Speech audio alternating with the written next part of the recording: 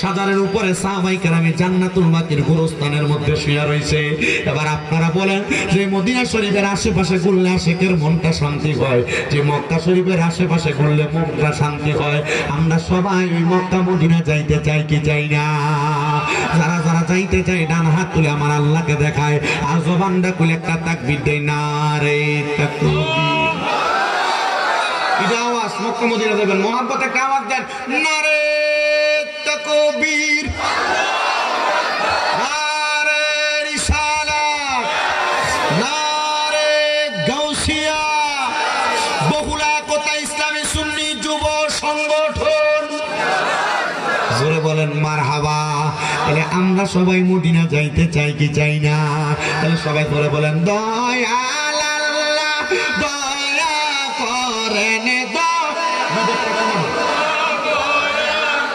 Rene নসিব করেন Medina লা ইলাহা ইল্লাল্লাহ লা ইলাহা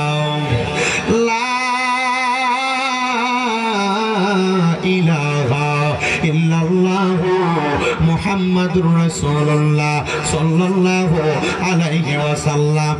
আমার বড় বহুলা এবং আশেপাশে এলাকা থেকে আগন্তুক আমার মুসল্লি ভাই বাবারা, বন্ধুরা, যারা আপনারা জান্নাতের বাগান মাহফিলের মধ্যে বৈশা গেলেন, আল্লাহ তাআলার কাছে জীবনের গুনাহগুলো মাফ করানোর জন্য আজকের জান্নাতের বাগানের মধ্যে বৈশা আমার আল্লাহ তাআলার একটু মুহাব্বতের সাথে স্মরণ করবেন, যেন আমার আল্লাহ আপনার জীবনের গুনাহগুলো মাফ করে দেয়।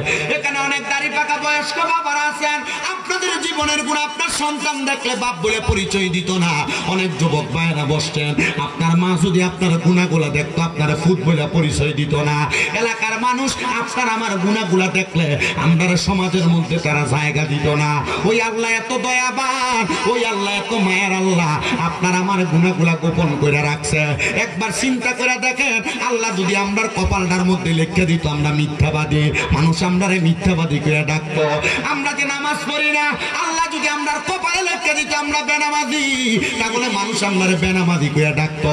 চিন্তা করেন, আমরা যে দুনিয়া জমিনের মধ্যে কত রং বেরঙের কাজ করি, যদি আল্লাহ আমরারে এই কপালের মধ্যে আমরার গুনার খবর লিখে দিত, মানুষ আমরারে গুনাহগার গুনাহগার করে ডাকতো।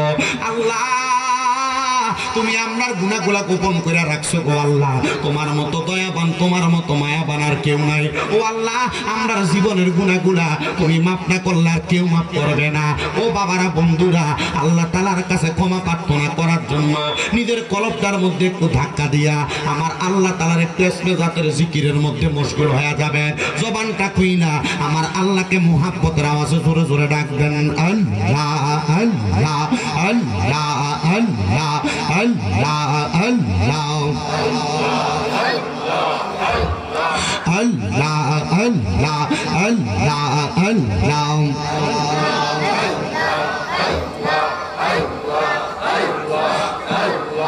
আল্লাহ আল্লাহ দয়াল নবী বিনে ফোন বলতে কে নাই জগতে মারহাবা। আল্লাহ আল্লাহ দয়াল নবী বিনে ফোন বলতে কে নাই জগতে মারহাবা। আল্লাহ আল্লাহ বেবে দেখি সব বিদেশি, বেবে দেখি সব বিদেশি, মিশে মায়ার জগতে আপন বলতে কে নাই জগতে মারহাবা। আল্লাহ আল্লাহ যারা তোমার গয়া পন তারা সবাই মিলে মিশে করাইবে কা পবন মারহাবা। আল্লাহ আল্লাহ মাটির নিচে করবে দাফন, মাটির নিচে করবে দাফন গো মারহাবা। মাটির নিচে করবে দাফন গো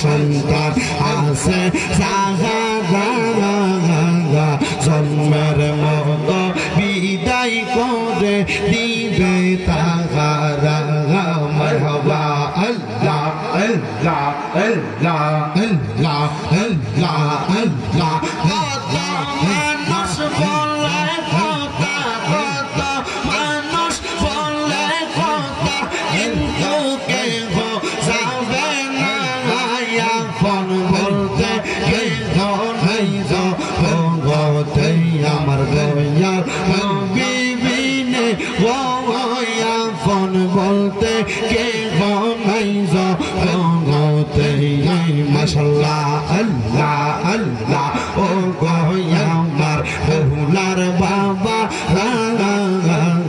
নবীর নামটি দিনে রাইতে কইল সাধনা মারহাবা আল্লাহ আল্লাহ রাইতো চরণ সেবা তাই দিও চরণ তহলে আমার বলে বাগ মুর্শিদ কেম নেই মাশাআল্লাহ আল্লাহ আল্লাহ আল্লাহ আল্লাহ আমার বলে বা মুর্শিদ কেম নেই মাশাআল্লাহ আল্লাহ আল্লাহ পাঞ্জা তন জাতন নবী গো পাক পাঞ্জা ও ও গো নবী জি পাক পাঞ্জা তো মারহাবা আল্লাহ আল্লাহ হযরত আলী মা ফাতেমা হযরত আলী মা ফাতেমা হাসান হুসেন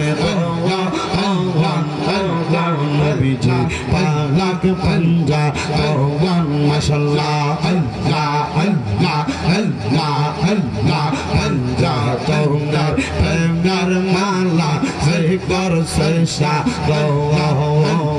পাঞ্জা তো নামের মালা যে করছে বই নাই তাহার দুই জাহানে বই নাই মরণে হাই রে বই নাই তাহার কোন জাহানে বই নাই মরণে নবী পাক পাঞ্জা তো পাঞ্জা তন জাতন নবী গো পাক পাঞ্জা তো মাশাআল্লাহ আল্লাহ আল্লাহ দয়াল মুর্শিদ আমায় তুমি লইয়া যাইও মদিনায় বাংলার মুর্শিদ তোমার যদি রঙ ওয়া ওই মারহাবা আল্লাহ আল্লাহ আল্লাহ আল্লাহ আল্লাহ আল্লাহ আল্লাহ ইলাহা ইল্লাল্লাহ মুহাম্মাদুর রাসূলুল্লাহ সাল্লাল্লাহু আলাইহি ওয়াসাল্লাম জবান খুলে উচ্চ কণ্ঠে জোরে পড়ি সাল্লাল্লাহু আলাইহি ওয়াসাল্লাম সবাই পড়ি আলহামদুলিল্লাহ। মুআজ্জাজ মুহতারাম, আজকে এই হবিগঞ্জ জেলার অন্তর্গত বড়বহুর আলা হযরত মাদ্রাসা ময়দানে একতা ইসলামী সুন্নি যুব সংঘের উদ্যোগে ১৬তম সুন্নি সম্মেলনের সম্মানিত সভাপতি, সম্মানিত সহসভাপতি বৃন্দ, মূল্যবান তকরির করেছেন সম্মানিত আলোচক বৃন্দ, মাহফিলের পরিচালক বৃন্দ সহ ডাইনে বামে সামনে মাইকের আওয়াজ যতদূর যাচ্ছে যারা শুনছেন সবাই মহান আল্লাহ তাআলার প্রশংসা করে একবার উচ্চ কণ্ঠে পড়ি আলহামদুলিল্লাহ। আওয়াজটা একবার একটু তিতা টাইপের হয়েছে, একটু মোহাব্বতের আওয়াজে পড়েন না আলহামদুলিল্লাহ। আপনাদের মাহফিলে যদি হিসাব করে গণেন তাহলে এই বহুল এলাকায় অনেকবার হলে এই মাহফিলে সাইরিবার। যেহেতু আমি আপনাদের মাহফিলে পুরান মানুষ, আমি চেষ্টা করব আপনাদেরকে আমার ধারাবাহিক আলোচনার একটা সাবজেক্টের উপরে কথা বলে শোনানোর জন্য। তবে আমার কাছে বড় কষ্ট লাগছে, আমি যখন খাবার খেয়ে সালাম ভাইয়ের ঘর থেকে বাইরে হয়ে এখানে আসতেছি, একটা ছেলে আমার কানে কানে কয়, হুজুর একটু ওয়াজ করেন, এলাকার অনেক মহিলারা স্বামীদের কথা শোনে না এবং স্বামীদের অবাধ্য হইয়া চলে। তখন বুঝলাম মনে হয় আসলে এই ফলার বোর্ডেই মনে হয় আসলে 1 নম্বর তার কথাটা শুনে আমার মনটার ভিতরে লাগলো কতটা কষ্ট অন্তরে পাইলে একটা স্বামী তার স্ত্রীর ব্যাপারে এই কথা বলতে পারে, কতটা কষ্ট পাইলে একটা স্বামী তার স্ত্রীর ব্যাপারে অভিযোগটা অন্যভাবে ঘুরিয়ে বলতে পারে।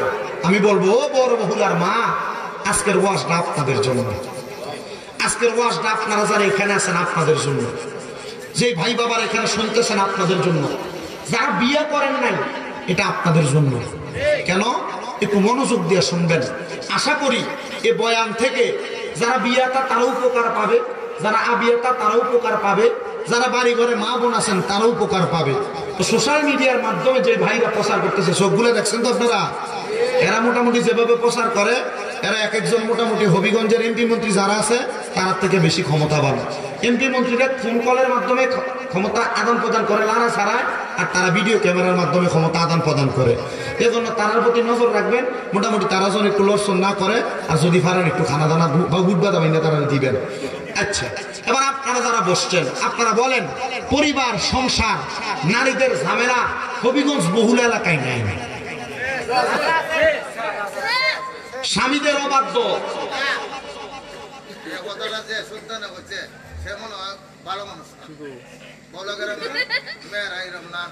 বহুলা গ্রামের না, আমি নাই পেশে বহুলা বলি না, ঠিক আছে মাশাআল্লাহ। মার কথা কইছে না তো, বউর কথা কইছে।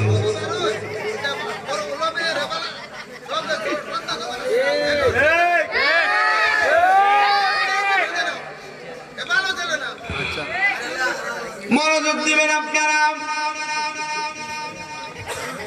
বোঝার মতো বুঝে যদি, সিজার মতো সিজে যদি, তাহলে সিদ্ধ হলে এটারে কয় সিদ্ধ কচু। বোঝার মতো বুঝে যে ব্যক্তি তারে কয় মহাজ্ঞানী মহাবুঝনেওয়ালা ব্যক্তি। শুনেন মনোযোগ দিয়া, পারিবারিক অশান্তি হবে এটা শুধু বর্তমান জামানার উলামায়ে কেরামের কথা না, পারিবারিক অশান্তি তৈরি হবে এই কথা আখিরি জামানার পয়গম্বর নবী মুহাম্মদ মুস্তাফা আহমদ মুস্তাফা সাল্লাল্লাহু আলাইহি ওয়াসাল্লাম নবীর কথা। কেন এই কথাটা একটু মনোযোগ দিবেন, যারা বুঝে তারাও বুঝবে, যারা বুঝে না তারাও বুঝবে। নবীজির একটা হাদিস শরীফ আপনারা লক্ষ্য করবেন, কেন পরিবারের মধ্যে অশান্তি তৈরি হয় তখন আপনারা এই 3টা জিনিসের মাধ্যমে বুঝবেন। আমি একটা জিনিস যাচাই বাছাই করে বুঝলাম, পরিবারের মধ্যে মেয়েরা বিয়ের পরে পরিবারে অশান্তি তৈরি করে 3টা কারণে। জবান বন্ধ নাই, জোরে বলেন, মেয়েরা অশান্তি তৈরি করে কয় কারণে? মা বোন যারা পর্দার অন্তরালে শুনতেছেন, 2টা কারণ যদি ওই মা বোনের ভালো লাগবে, কিন্তু একটা কারণ আমার মা বোনদের তত ভালো লাগবে না। আমি আপনাদেরকে পুঙ্খানুপুঙ্খানু বোঝানোর চেষ্টা করতেছি। 1 নাম্বার কারণ, একটা মহিলা সংসারের মধ্যে অশান্তি তৈরি করে তখন যখন তার স্বামী তার চোখের সামনে অন্য কোন নারীর প্রশংসা করে, যখন তার স্বামী অন্য কোন নারীকে নিয়ে তার চোখের সামনে কথা বলে, যখন তার স্বামী মোবাইল বলেন বিভিন্ন আদান প্রদানের মাধ্যমে বলেন অন্য কোন নারীদের সঙ্গে অপসম্পর্ক তৈরি করে, এটার কারণে একটা মহিলা তার পরিবারের মধ্যে অশান্তি তৈরি করে। কারণ একটা মহিলা কখনো চায় না তার স্বামীর ভাগটা অন্য কাউকে দিতে, একটা মহিলা কখনো চায় না তার স্বামীর ভাগটা অন্য কোনো মানুষের সঙ্গে অংশীদার করতে। এজন্য মহিলারা চায় না তার স্বামীটা অন্য কোনো নারীর সঙ্গে কথা বলো। দেখবেন মনোযোগ দিয়ে শুনলে এই আলোচনার দ্বারা আপনি অনেক উপকৃত হবেন, কিন্তু আপনার বউ আপনারা কেমনে ভালোবাসবে, কেমনে মোহাব্বত করবে, আপনার বউ আপনার সঙ্গে কেমনে সুসম্পর্ক রাখবে। আপনি আপনার স্ত্রীর কাছে যখন যান, আপনার মুখের মধ্যে সিগারেট আর বিড়ির দুর্গন্ধ, বউ যে আপনার লাঠি দিয়ে খাট থেকে ফালায় দেন, এটা আপনার সৌভাগ্য।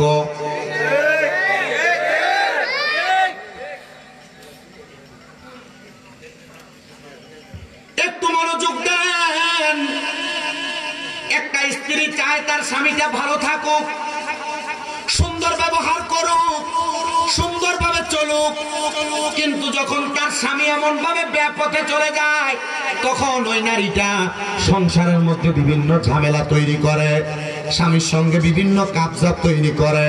স্বামী তখন রাগান্বিত হইয়া ওই মেয়ের উপর আক্রমণ চালায়, আঘাত করে। 2 নাম্বার কারণ হইল একটা পরিবারের মধ্যে ওই মেয়ের শ্বশুর শাশুড়ির অত্যাচার। শ্বশুর শাশুড়িরা নিজের মেয়েকে যেইভাবে দেখে তার ছেলের বউটাকে সেইভাবে দেখে না। নিজের মাইয়ারে যেমন ইজ্জত করে, সম্মান করে, ভালোবাসা দেয়, শ্বশুর শাশুড়িরা ছেলের বউটারে তত ইজ্জত, সম্মান, ভালোবাসা দেয় না।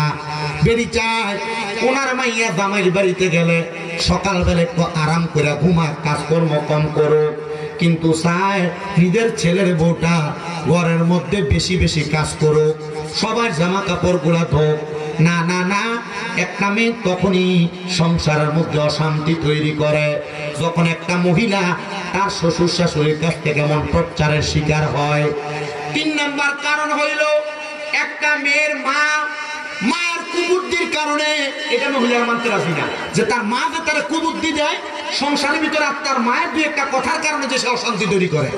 ওই মেয়ের মায়ের কিছু কুবুদ্ধির কারণে স্বামী কি ইনকাম করে, স্বামী কত টাকা কামাই করে আনে, রাত্রবেলা স্বামী থেকে ভালো করে হিসাবটা নিবা, দেখবা তার মাকে, তার বোনকে, তার ভাইকে এখান থেকে কোনো টাকা পয়সা দেয় কিনা। যদি দেখো তাহলে তুমি কিভাবে এটা রাখবা তোমার কাছে, এটা তোমার বিষয়, কারণ তোমারও তো একটা ভবিষ্যৎ আছে। এমন কান পড়া দিয়া ওই মেয়ের মাথা নষ্ট করে দেয়। এমন অবস্থা আছে না নাই? আছে না? এমন অবস্থা আছে। এবারে মাথা ধরে আছে বলে এমন অবস্থা আছে। মনোযোগ দিবেন, ধৈর্যের সাথে বয়ান শুনবেন। কেন মহিলারা এমন উগ্র হয়ে যায়, অস্থিতিশীল হয়ে যায়? কেন মহিলারা ঝগড়া ফাসাদ করে, স্বামীর সঙ্গে খারাপ ব্যবহার করে? যদি না করত ওই ছেলেটা এমন ভাবে বিচার দিত না।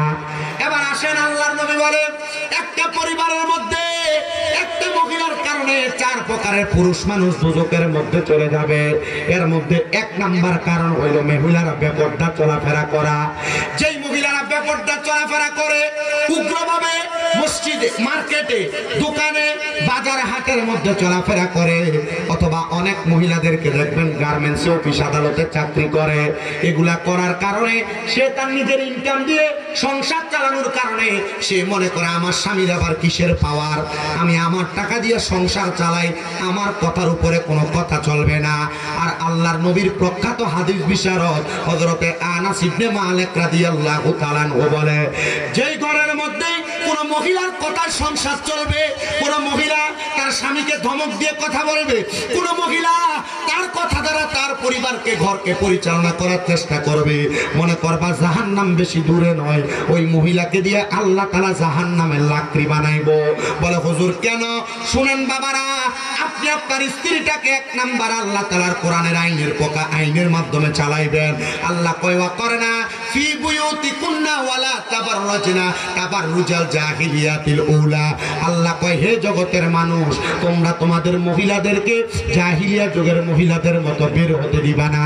যদি তোমার মহিলা জাহিলিয়া যুগের মহিলারা যেমন ভাবে চুল ছাইরা দিয়া, পেট দেখায়া, কাপড়গুলা ছোট ছোট পইরা রাস্তার মধ্যে বের হইতো, তখন তোমার স্ত্রীটা তোমার কন্ট্রোলের বাহিরে চলে যাবে, আনকন্ট্রোলফুল হয়ে যাবে। এইটা করার কারণে আল্লাহ তাআলা তোমার ঘরের মধ্যে অশান্তি তৈরি করে দিবেন। হুজুর জানতে চাই কিভাবে? আল্লাহর নবী বলতেছেন, দুনিয়ার জমিনের মধ্যে এমন অশান্তি তৈরি হয় কয়েকটা কারণে, শুইনা নাও গো উম্মত।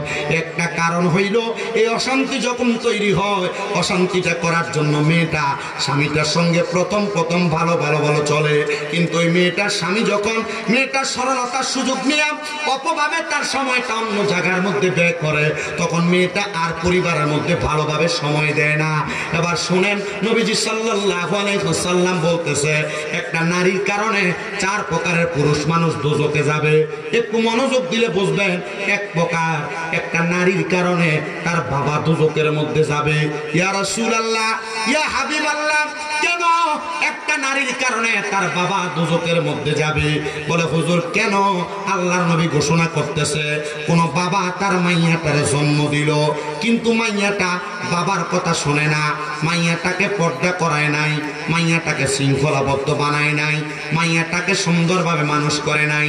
ওই মাইয়া বেপর্দাভাবে চলাফেরা করার কারণে তখন ওই মাইয়াটার জন্য তার বাবা দোজখে যাবে। ইয়া রাসূলুল্লাহ, কেন?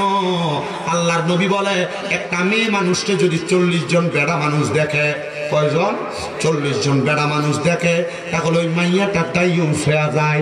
জান্নাতের গেটের মধ্যে লেখা থাকবে আদ-দাইয়ুসু লা ইয়াদখুলুল জান্নাহ, দাইয়ুস কোনোদিন জান্নাতে প্রবেশ করবে না। তখন ওই মেয়েটা যখন দোজখে যাবে, মেয়েটা বলবে আমার আব্বা আমারে পর্দা করায় নাই, এজন্য আমি মাইয়া আমার আব্বারে নিয়ে দোজখে যাব। 2 নাম্বার, একটা মেয়ের কারণে তার ভাই দোজখে যাবে। আপনাদের যাদের যাদের বোন আছে, আপনারা মনোযোগ দিয়ে শোনেন মুসলমান, আপনার বোনকে যদি আপনারা পর্দা না করান, আপনি পর্দা করাইবেন দূরের কথা, আপনার মোটর সাইকেলের পেছনে করে লই আপনি আপনার বোনকে ঘুরান, আপনার বোন চুল ছাইরা দিয়া স্কুলে যায়, আপনার বোন এলাকার কারো বিয়ার মধ্যে যে কাপড় পরে নাচে, না না না, এমন ব্যাপারটা আপনি আপনার বোনকে করানোর কারণে মাইয়া সাক্ষী দিব, আল্লাহ আমার ভাইটা আমারে পর্দা করায় নাই, এজন্য আমি মাইয়া বেপর্দা, আমি একা যাব না, আমার ভাইকে নিয়ে দোজখে যাব। 3 নাম্বার, এখানে আপনারা যারা আছেন, আপনারা কোন না কোন মহিলার স্বামী আছেন, এই স্বামী যারা আছেন, আপনারা আপনাদের বউদের কারণে দোজখে যাবেন। এটার 1 নাম্বার কারণ হইল আপনার বউটা পর্দা না করা, আপনার স্ত্রী পর্দা না করা, এই ব্যাপারটা চলাফেরা করার কারণে আপনার স্ত্রীটা আল্লাহ তাআলার কাছে সাক্ষী দিবে, আল্লাহ আমার স্বামী আমারে পর্দা করায় নাই, আমার স্বামীটা আমাকে বেপর্দা ঘুরাইছে, আল্লাহ আমার স্বামীটার জন্য আমি ভালোভাবে পর্দা করতে পারি নাই। তখন বলবে আমার স্বামীকে ছাড়া আমি দোজখে যাব না, তখন আপনার বউ আপনার নিয়ে দোজখে যাবে। এবার মুসলমান, এখানে আমরা যারা আছি, কোন না কোন মায়ের সন্তান, আপনি আপনার মায়ের কারণে দোজখে যাবেন। বলে হুজুর কারণ কি? আপনার মাকে আপনি পর্দা করান না, আপনার মাকে আপনি বেপর্দা রাখেন, আপনার মা এলাকার বিভিন্ন পুরুষের সামনে যায় ঘুরে, আপনার মা মুখটা ঢাকনা না দিয়া কেমন জানি এলোমেলো জামা কাপড় পইরা রাস্তার মধ্যে ঘোরাফেরা করে। আল্লাহর কসম, আপনি যদি আপনার মারে পর্দা না করান, তাহলে আপনি আপনার মায়ের কারণে দোজখের মধ্যে যাবেন। তো আসেন কোন কথায় ছিলেন? কথা হচ্ছে মহিলারা সংসারে অশান্তি তৈরি করে, অশান্তির কারণ হইল 1 নাম্বার কারণ আপনার স্ত্রী সর্বপ্রথম ইসলামিক শিক্ষায় শিক্ষিত না হওয়া। যদি ইসলামিক শিক্ষায় শিক্ষিত হইত, ওই স্ত্রী কখনো স্বামীর সঙ্গে গলা লাড়া দিয়ে কথা বলতো না, উঁচু গলায় কথা বলতো না। হে আমার বড় বহুল এলাকার পর্দার অন্তরালের মা বোনেরা, আপনারা যারা স্বামীর সঙ্গে উঁচা গলায় কথা বলেন, শ্বশুর শাশুড়িকে ধমক দিয়ে কথা বলেন, এ সোশ্যাল মিডিয়ার মাধ্যমে দেখনেওয়ালা দেশ বিদেশের ভাই বাবারা, মা বোনেরা, আপনারা মনোযোগ দিয়ে শুনবেন গো আমার মা বোনেরা। আপনারা যদি আপনাদের স্বামীর সঙ্গে, আপনাদের স্বামীর সঙ্গে, শ্বশুর শাশুড়ির সঙ্গে, পরিবারের কারোর সঙ্গে ধমক দিয়ে একটু অপব্যবহার করেন, আল্লাহর কসম এই সাংসারিক অশান্তি তৈরি করার কারণে আল্লাহ তাআলা আপনাদের জন্য শাস্তি নির্ধারণ করেছে, আযাবুন শাদীদ, যন্ত্রণাদায়ক শাস্তি।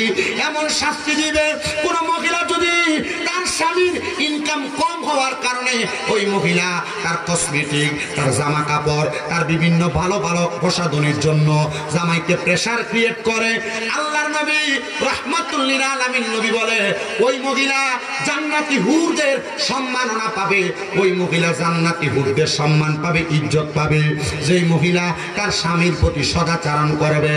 বর্তমান জামানায় এমন অনেক মহিলা আছে জামাইকে তুই করে ব্যবহার করে, নাই?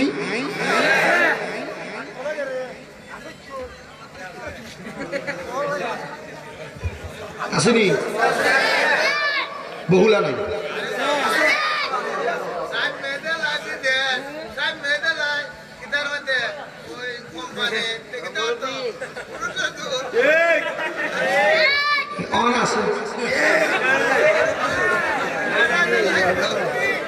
আমার আর দেখছিনি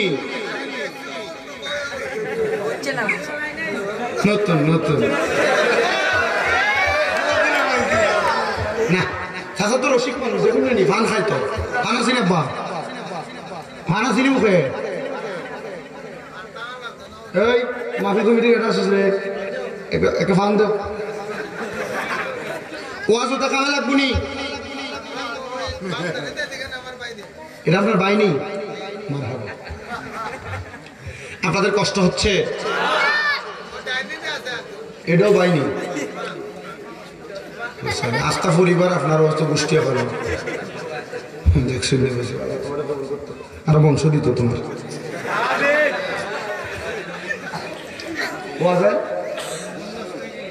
না নষ্ট হইতো না আপনার কি কষ্ট হইব আমি যদি এই ওয়াজে থাকি অসুবিধা হবে না তো জিকির পড়বেন আবার করে দিয়ে দেবো ইনশাআল্লাহ রাজি আছেন আল্লাহ যেন কবুল করে কোন আমিন তো যেই কথার মধ্যে ছিলাম কোন মহিলা যদি তার স্বামীর সঙ্গে উঁচা গলায় কথা বলে কি গলায় উঁচা গলায় কথা বলে তাহলে ওই মহিলা তার স্বামীর জান্নাতি হুরদের খেদমত পাবে না আল্লাহর নবী রহমাতুল্লিল আলামিন নবী আমার ঘোষণা করে হে আমার জগতের মহিলার দলেরা অন্ধকার কবরে যাওয়ার পরে একজন মহিলাকে আল্লাহ তাআলা কত সম্মানিত করবে কত মর্যাদাবান বানাবে শুনে নাও ইয়া রাসূলুল্লাহ ইয়া হাবিবাল্লাহ নবী গো আপনার কাছে জানতে চাই কত সম্মানিত করবে নবী আমার বলে একজন মহিলাকে 40 জন করে হুর আলাদা করে দিয়ে ওই 40 জন হুর মহিলাদের সরদারি নিয়ে আল্লাহ তাআলা একজন মহিলাদেরকে বানাইব কিন্তু যেই মহিলা স্বামীর কথার উপর দিয়ে কথা বলে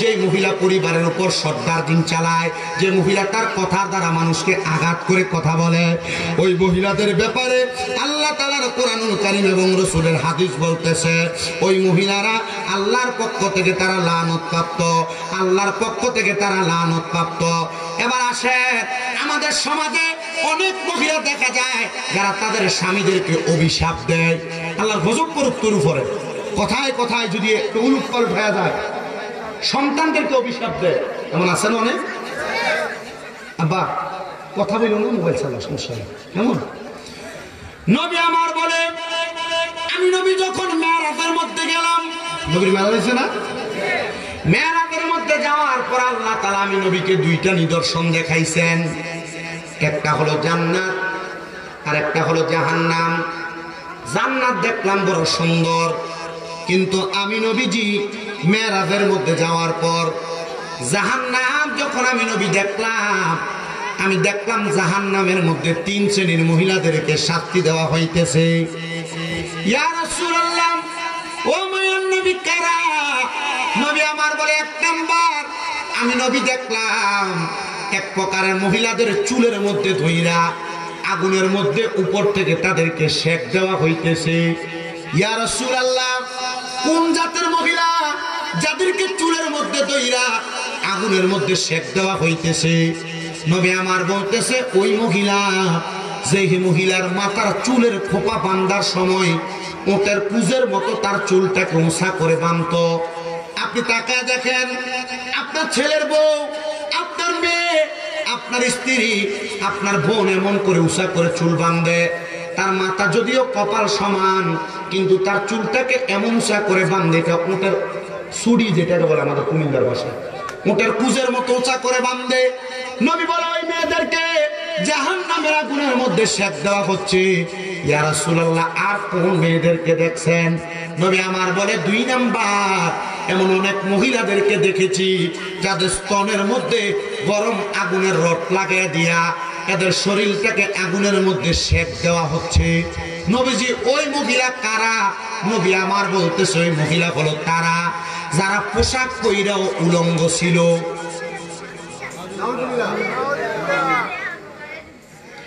পোশাক পরে উলঙ্গ কি আপনার পরিবারে অনেক মা বোনেরা যারা বোরকা পরে এদের বোরকার স্টাইলটা একটু আলাদা ধরনের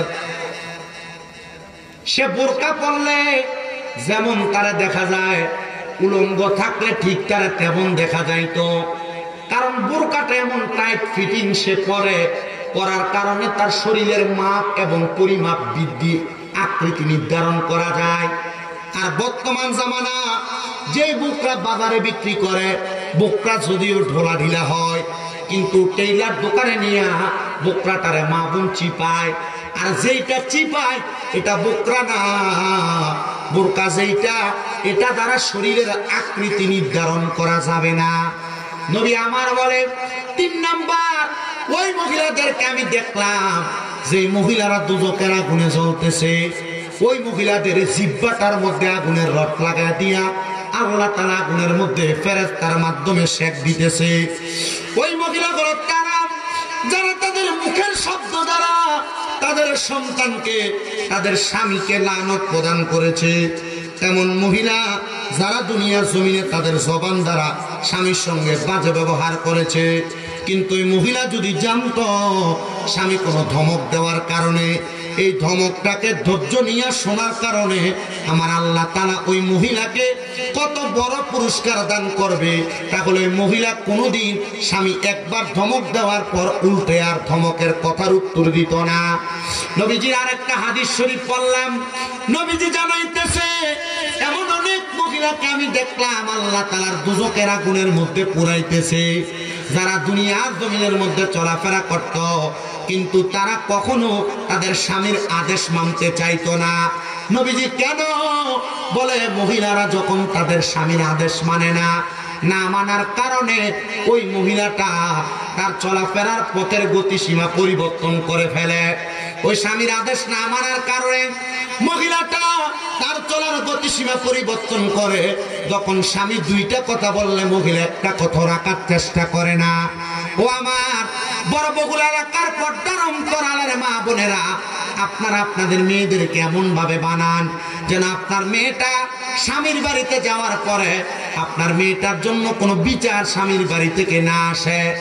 আপনার মেয়েটাকে আপনি এমন ভাবে বানান, আপনার মেয়েটা স্বামীর বাড়িতে যাওয়ার পরে আপনি মার সঙ্গে যেমন আচরণ করে শ্বশুর শাশুড়ির সঙ্গে যেন এমন আচরণ করে। আর মা বোন যারা পর্দার আড়ালে শুনছেন, স্বামীর অবাধ্য হইতেছেন, আপনার স্বামী আপনার অবাধ্যতা মাইনা নিয়া কষ্টেও সংসার করে যাইতেছে, কারণ ছাড়তেও পারে না। কাবিন হয়েছে 5 লাখ টাকা, যদি চাইরা দেয় 5 লাখ টাকা দেওয়ার মতো মুরুদ বেড়ার নাই।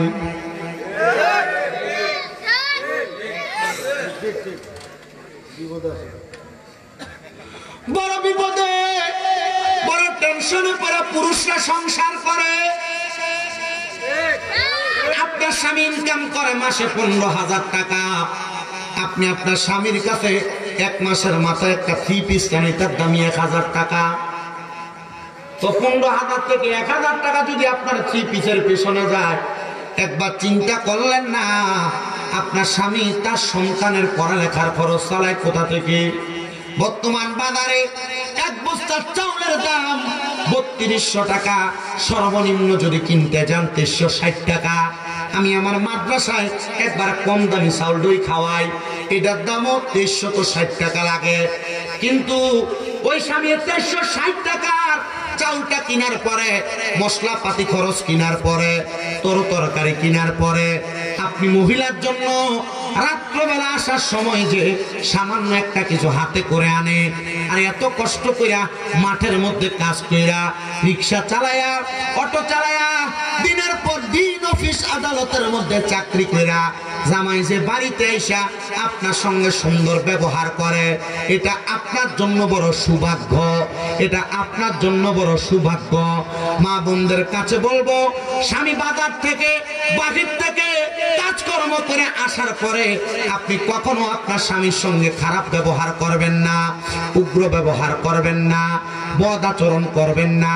যদি পারেন একটা গ্লাস পানি আগে দিবেন, যদি পারেন সুন্দর একটা কথা বলবেন, যদি পারেন স্বামীর সামনে স্বামী যদি রাগান্বিত হয়ে যায় চুপ থাকার চেষ্টা করবেন। দেখবেন আপনি 1 দিন 2 দিন 3 দিন আপনার স্বামীর বদ ব্যবহার শোনার পর যখন আপনি তার খেদমত করবেন, আপনার স্বামী চিন্তা করবে, কিরে আমার স্বামীকে আমি এত অত্যাচার করি, এত টর্চার করি, কিন্তু আমার স্বামী যে আমার টর্চার গুলা সহ্য করে ধৈর্য ধারণ করেছে, তখন থেকে আর কোনোদিন আপনার স্ত্রী আপনার অবাধ্য হবে না। কিন্তু বর্তমান জামানা সোশ্যাল মিডিয়া, টাচ মোবাইল বলেন, বিভিন্ন টিভি বিজ্ঞাপন না নাটক বলেন, এই সিনেমাগুলা দেখে দেখে অনেক মহিলারা তাদের চাহিদাটা নিম্ন থেকে ঊর্ধ্বগামী হয়ে গেছে। বর্তমান জামানায় অনেক মেয়েরা চিন্তা করে, আমি সেই জামাইটাকে বিয়ে করব, সে স্বাবলম্বী হওয়া লাগবে, টাকাওয়ালা হওয়া লাগবে, আর বিশেষ করে চেষ্টা করে কোনো প্রবাসী বিদেশিকে বিয়ে করার জন্য। কারণ কি? তার চাহিদা বেশি, সে তার চাহিদা পূরণ করার জন্য বিদেশি জামাইয়ের কাছে যখন তখন যা ইচ্ছা চাইতে পারবে। আমি বলবো না গো মা, আপনি আপনার চাহিদা প্রকাশ করে বেশি বেশি মাল সামান কিনবেন, বেশি বেশি কাপড় কিনবেন, এটার কারণে আপনি জাহান্নামীদের অন্তর্ভুক্ত হওয়ার আমি কোনো কিছু দেখতেছি না। বলে কারণ কি? কারণ আপনি যখন বেশি বেশি অপচয় করবেন, এটা করার কারণে আপনার স্বামী আপনার ভালোবাসার মহাব্বতের কারণে যদিও আপনাকে কোনো কিছু বলবে না, কিন্তু আপনি বেশি ক্রয় করে বেশি ব্যবহার করার কারণে আল্লাহ তাআলার কাছে আপনি অপচয়কারীদের অন্তর্ভুক্ত হয়ে যাবেন। এজন্য মা বোনদের কাছে আবদার হলো, আপনারা যা কিছু করেন আর না করেন, স্বামীকে কখনো প্রেসার ক্রিয়েট করবেন না। আরে অন্য কোনো মানুষ লাগবে না, আমার পাশে যিনি বসে আছেন একবার শুধু ওনাকে জিজ্ঞাসা করেন, অথবা আপনাদের পূর্ববর্তী বয়স্ক মানুষ যদি আপনাদের আশেপাশে থাকে ওনাদেরকে জিজ্ঞাসা করবেন। আগের আমাদের দাদার দাদি নানি যারা ছিল এদেরকে বছরে 2-1টা কাপড় কিনাই না দিলে সাবধান শেষ, আর কোনো কিছু খরচের প্রয়োজন হইতো না। এখন এই সপ্তাহ আলতা, ওই সপ্তাহ সোনু, ওই সপ্তাহ একটা 3 পিস সোশ্যাল মিডিয়ায় দেখা রাত্রবেলা কত সুন্দর ভাইল দিয়া জামাইরে বলে, দেখেন এই 3 পিসটা পছন্দ, অনলাইনে অর্ডারটা দিয়া দেয়। এটার কারণে অনেক সংসার নষ্ট হয়েছে আমি দেখছি। আমি আমার মাদের কাছে বলবো, আপনারা একটু ধৈর্য ধারণ করেন, স্বামীর অবাধ্য হইবেন না, স্বামীকে ধমক দিয়ে কথা বলবেন না, স্বামীর সঙ্গে অসৎ আচরণ করবেন না, স্বামীর কথার বাহিরে চলাফেরা করবেন না, দেখবেন আপনার সংসারের মধ্যে শান্তির অভাব হবে না। আর যারা পুরুষ মানুষ আছেন একটা কথা মনে রাখবেন, আল্লাহ তাআলা নারীদেরকে বাম পাজরের বাঁকা হাড্ডি দিয়া বানাইছে। মা বোনেরা একটু থেকে আরেকটু হইলে তাদের ঘাটটা বাঁকা হয়, তাদের কথার ধরন পাল্টায়া যায়। আপনারা চেষ্টা করবেন আপনাদের স্ত্রীদের কথা শুনে চলার জন্য। বলে হুজুর বউয়ের কথা কেমনে জামাই শোনে? না না না, এমন কথা না। আপনার স্ত্রী যখন যেভাবে কথা বলে তার কথাটাকে ডাইরেক্ট কখনো উত্তর দিবেন না। যদি আপনি সংসারের মধ্যে প্রশান্তি আনতে চান, তার কথাটা শোনার পর অল্প কিছুক্ষণ পর চেষ্টা করবেন তার কথাটার ভালো এবং খারাপ উত্তরটা সুন্দর করে বোঝায় দেওয়ার জন্য। এরা নরম আবার এরা গরম, যদি আপনি সুন্দর করে বোঝায় উত্তর দিতে পারেন এদের নমনীয়তার কাছে আপনি হার মানবেন। আর যদি আপনি না বুঝায়া কথার সাথে সাথে ধমক দিয়ে তাদেরকে কথা বোঝানোর চেষ্টা করেন তাহলে তারা গরম হবে, তখন আর আপনি চাইলে তাকে বুঝাইতে পারবেন না। নবী আমার বলেছে, হে দুনিয়ার পুরুষেরা, তোমরা তোমাদের নারীদেরকে পানি আর পাথরের মতো তুলনা করো। ইয়া রাসূলুল্লাহ কেন? বলে পানিকে হাতের মধ্যে যেইভাবে নড়াচড়া করবা পানি সেইভাবে নড়াচড়া করবে, আর পাথরকে তুমি যেইভাবে ঢিল মারবা সেই জায়গায় যে আঘাত করবে। যদি তুমি তোমার স্ত্রীকে পানির মতো সুন্দরভাবে ব্যবহার করে পরিচালনা করো, তুমি তোমার পানিটাকে যে কোনো আকার আকৃতি দিতে পারবে, যে কোনো আকার আকৃতিতে পরিচালনা করতে পারবে। যদি পাথরের মতো ঢিল মারো, খারাপ ব্যবহার করো, উগ্রতা প্রকাশ করো, দেখবা তুমি কখনো শান্তি পাবে না। আর যারা পুরুষ মানুষ আছেন আপনাদের কাছে আবদার, আপনার বউরে দিয়ে আপনি যত তাড়াতাড়ি পারেন চাকরি করানো বন্ধ করবেন। বউয়ের কামাই খাওয়ার নিয়ত করবেন না, বউকে দায়ুস বানাইবেন না।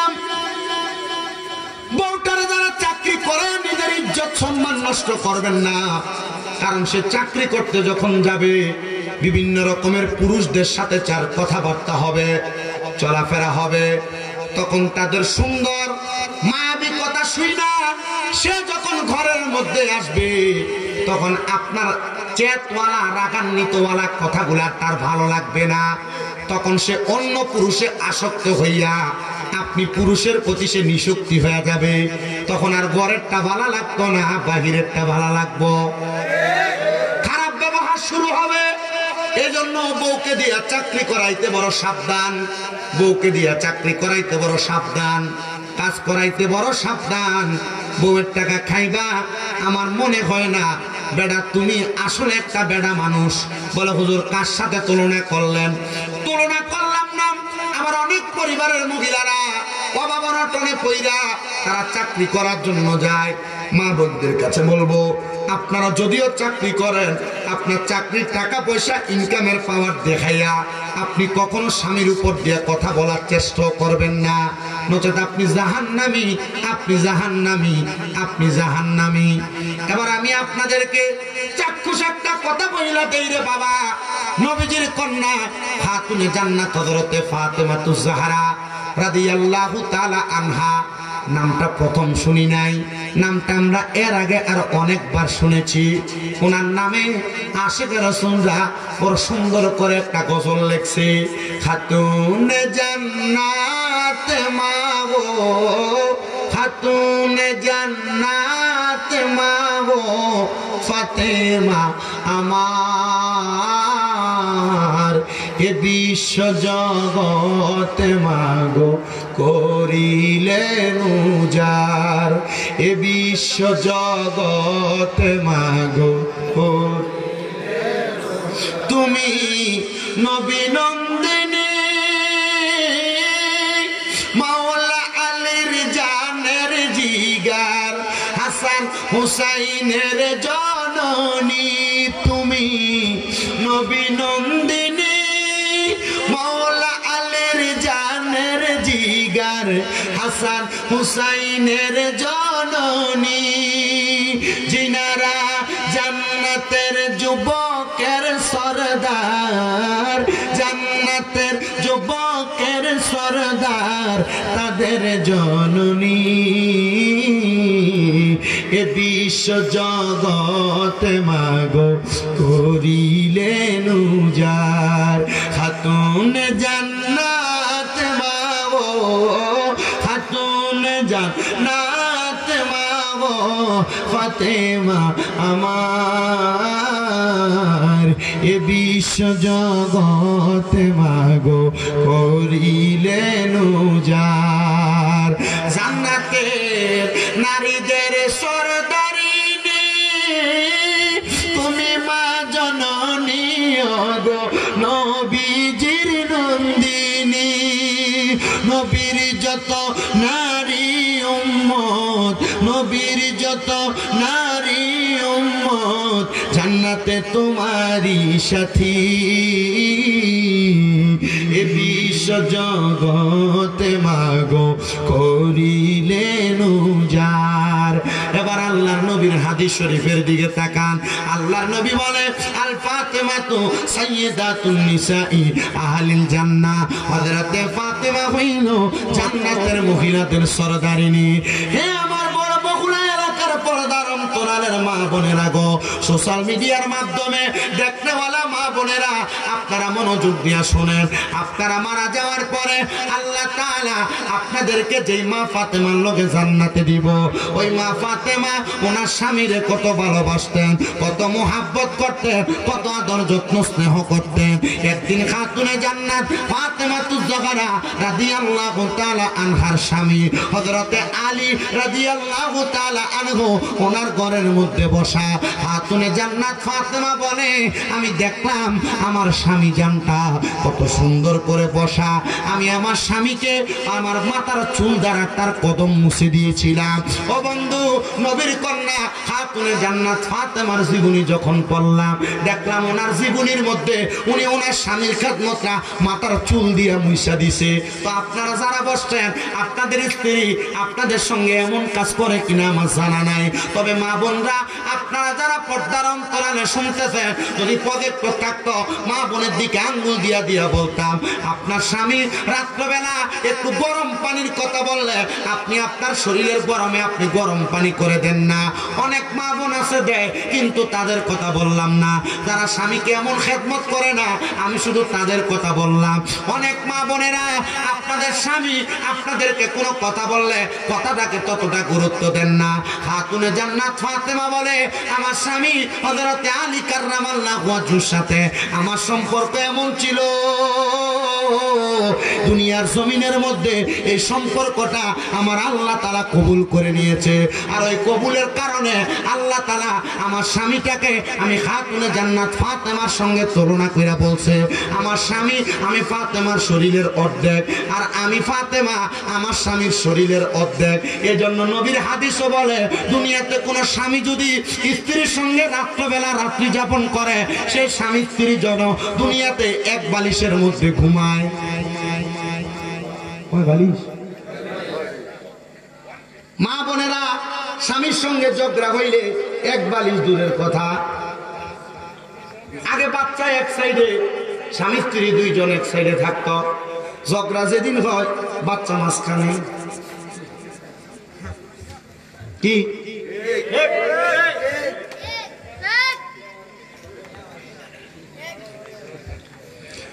অন্যদিন একসাথে ঘুমাইলে যদি একজন আর একজনের সঙ্গে রাত্রবেলা কথা হইতো ওই দিন পিছ দিয়া ঘুমায় থাকে।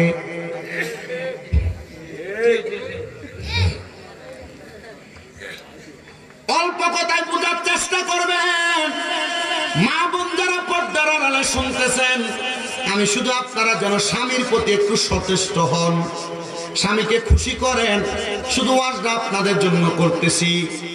আল্লাহর নবী বলে যদি দুনিয়ার জমিনের মধ্যে কোন স্বামী তার স্ত্রীর প্রতি নারাজ হইয়া রাত্রবেলা ঘুমায় অথবা কোন স্বামী তার স্ত্রীকে রাত্রবেলা তার বিছানার মধ্যে ডাকলো, ওই মহিলা তার স্বামীর ডাকের মধ্যে সাড়া দিল না, নবীর হাদিস, তার স্বামীর ডাকের মধ্যে সাড়া দিল না, তাহলে আল্লাহ তাআলার অসংখ্য ফেরেশতারা সারা রাত্র পর্যন্ত ওই মহিলাকে অভিশাপ দেয়।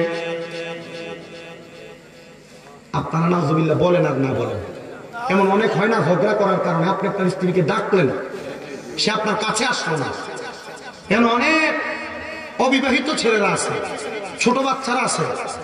ওয়াজ যদি আরো বেশি গভীরে যাও এ সমস্ত গোপনীয় বিষয়গুলো বলার জন্য সেমিনার প্রয়োজন। সেমিনার যারা বিবাহিত তারা থাকবে শুধু। মা বোন যারা পর্দার অন্তরালে শুনছেন সারাদিনও যদি আপনার স্বামীর সঙ্গে আপনার ঝগড়া হয়, রাত্রবেলা আপনার স্বামী আপনাকে তার বিছানার মধ্যে ডাক দিল, যদি ওই মহিলা তার স্বামীর ডাকের মধ্যে সাড়া না দেয় তাহলে সারা রাত্র পর্যন্ত আল্লাহ তাআলার আযাবের ফেরেশতারা ওই মহিলাকে লানত প্রদান করে। তো হুজুর স্বামীর ডাকে কেমনে সাড়া দিব আমাদের তো জানতে বড় ইচ্ছা হয়। নবী আমার বলে কোন মহিলা চুলার মধ্যে গরম ভাত রান্না করতেছে, ওই ভাত টকবক করে ফুইটা উতরায়া পড়তেছে, যদি এমন টাইমে তার স্বামী তাকে ডাক দেয় ওই ভাতকে সামলানোর আগে ওই মহিলার উচিত হবে তার স্বামীকে সামলানো।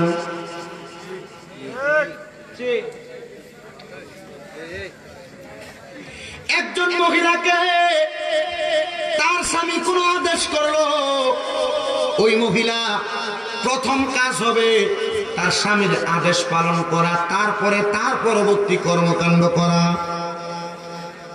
এ মা বোনেরা, আপনার স্বামীর অনুমতি ছাড়া আপনি তো বাবার বাড়িতে যাওয়া পর্যন্ত নিষেধ। কোথায়? বাবার বাড়িতে যাওয়া পর্যন্ত নিষেধ। কিন্তু আপনি মহিলা স্বামীর অনুমতি নিবেন দূরের কথা, ওরা হবিগঞ্জ বাজারটারে মাত্র 100 টাকার একটা ওন্না কিনবার লেগে ঘুরেন।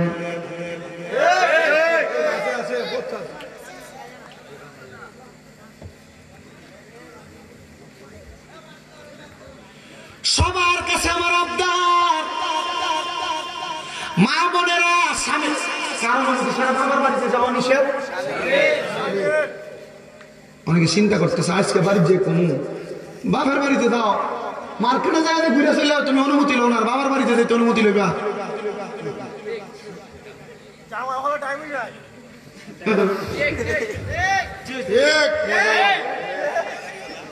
আপনার কষ্ট হয় যদি শুধু এই সাবজেক্টের উপরে শেষ হয়, রাজি আছেন ইনশাল্লাহ? আমরা মিলাদ কাম করে মনে দিতে পারবেন, কারণ কেটা করছি এটা হ্যাঁ তার কথা না, ওয়াজ কামের ওয়াজ তো জিকির এটা পরে বলো, ওয়াজটা শেষ করি, অসুবিধা হবে না আপনাদের? তাহলে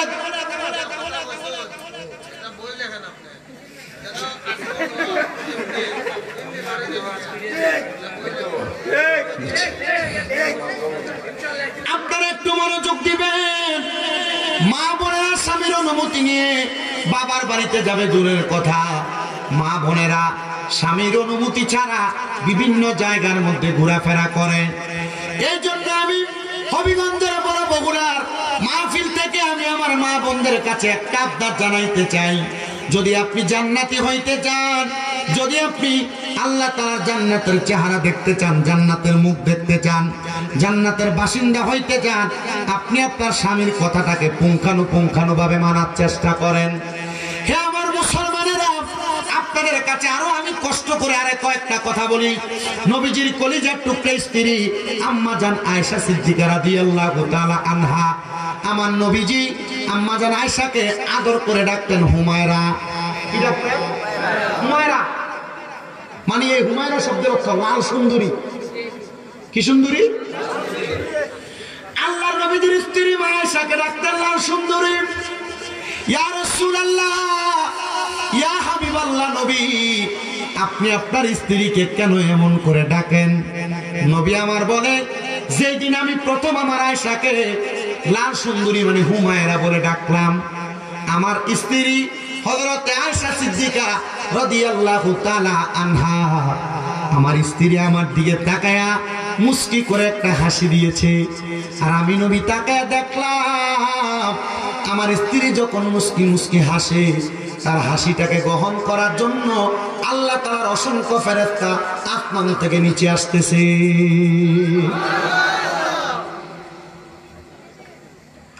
আর আপনার সমাজে পুরুষরা যদি যে কোনো জায়গা থেকে ভালো রোমান্টিক কোনো কথা শুনে বউরে এসে সুন্দর একটা নাম বইলা ডাকে, বেরি উত্তর দেয় আজকে কোন দিয়ে সানুকছে,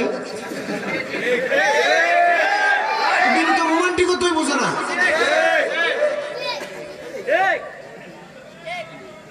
এখন এটা কেন হয়?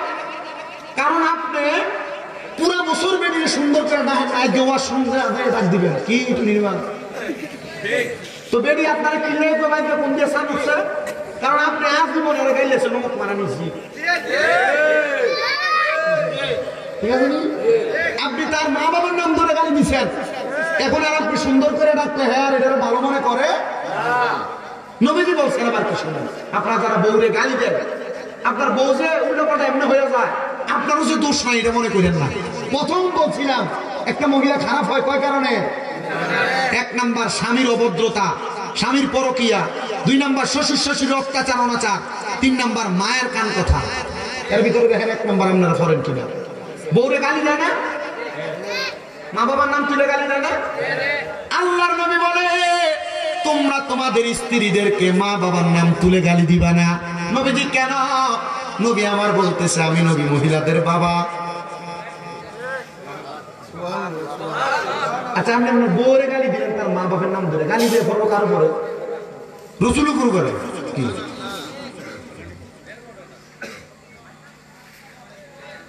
গালি দেওয়া যাবে?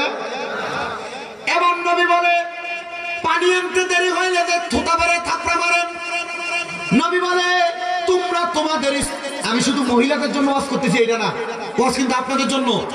নবী বলে তোমরা যে তোমাদের স্ত্রীদেরকে কখনো মুখের মধ্যে আঘাত করবা না। ইয়া রাসূলুল্লাহ কেন? বলে তোমাদের স্ত্রী তোমাদের কাছে সাময়িক সময়ের মেহমান, আমার আল্লাহ তাআলা অতি দ্রুত তোমাদের স্ত্রীদেরকে আবার আল্লাহর কাছে ফিরিয়ে নিবেন। নবীজির আরেকটা হাদিস পড়লাম, নবী আমার বলে দুনিয়াতে জান্নাতের স্বাদ, জান্নাতের মজা পুরুষ মানুষ কোথাও তোমরা পাও না, তবে আমার আল্লাহ তাআলা জান্নাতের স্বাদ এবং মজা তোমার স্ত্রীর মাঝে তোমাকে দিয়া দিছে। জান্নাতের স্বাদ, জান্নাতের মজা আপনার স্ত্রীর মাঝে আছে। আপনি নিজে জানেন, বেশি ভাঙেন, আপনি জানেন জান্নাতের স্বাদ এবং মজা আপনার স্ত্রীর মাঝে রহিত।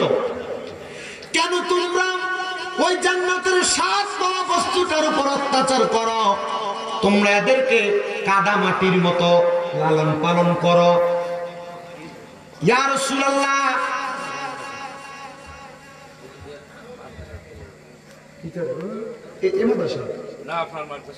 ওয়াজ কামে লাগছে আজকে বাজ্যে কইবেন মনে হয় হুনসুনি হুজুর কি দেখেছে আল্লাহ কবুল করো, আমিন কর, আরো ধরে কর আমিন। আজকালকার নারী গনে ওরে স্বামীদেরকে ঘরে রেখে রাস্তাঘাটে যায় গো তারা, রাস্তাঘাটে যায় গো তারা গাইউসের বেশে। সাবধানে থাকিও নারী পর্দার আড়ালে, বলেন সাবধানে থাকিও নারী পর্দার। হাদিসে হারামে লেখে অন্য দেখিলে, আরে হাদিসে হারামে লেখে অন্য দেখিলে, সাবধানে থাকিও নারী পর্দার আড়ালে। নবী আমার বলে তোমরা তোমাদের স্ত্রীদেরকে কাদামাটির মতো লালন পালন করো। আপনি কি বলেন? ঠিক না? এই প্যাকটাকে আপনি চাইলে এটাকে দিয়া এই ডেক্সি বানাইতে পারবেন, পুতুল বানাইতে পারবেন, যেমন ইচ্ছা তেমন আকৃতি প্রদান করতে পারবেন। নবী আমার শিখিয়ে দেয় তোমরা তোমাদের স্ত্রীদেরকে প্রথম থেকে এমন ভাবে লালন পালন করো যেন যখন যা বলবা তখন তা হয়। তা আপনি তো এটা করেন না। বউ প্রথম আসার পরে পাইছি আবেগের কারণে বউ যেমনে যা বলে আপনি তা করতে সুযোগ করে দেন।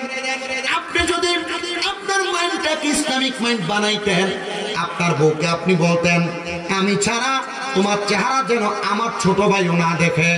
আর আপনি আপনার বউরে বলেন ডাক্তারের কাছে নিয়ে যাওয়ার জন্য আপনার ছোট ভাইরে। গত জুমায় নবীর হাদিস শরীফ পড়লাম, নবী আমার বলতেছে একটা মহিলার জন্য তার দেবর মানে জামাই ছোট ভাই হলো কাল সাপের মতো, মৃত্যু সমতুল্য। কাল সাপ কামড় দিলে যেমন ভাবে মানুষ মারা যায়, একটা মহিলার দেবরের সামনে গেলে কাল সাপের দংশনের মতো গুনাহ হয়।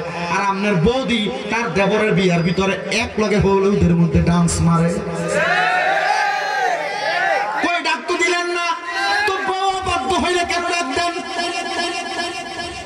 আপনার বউ নষ্ট হওয়ার পেছনে এক নাম্বার কারণ আপনি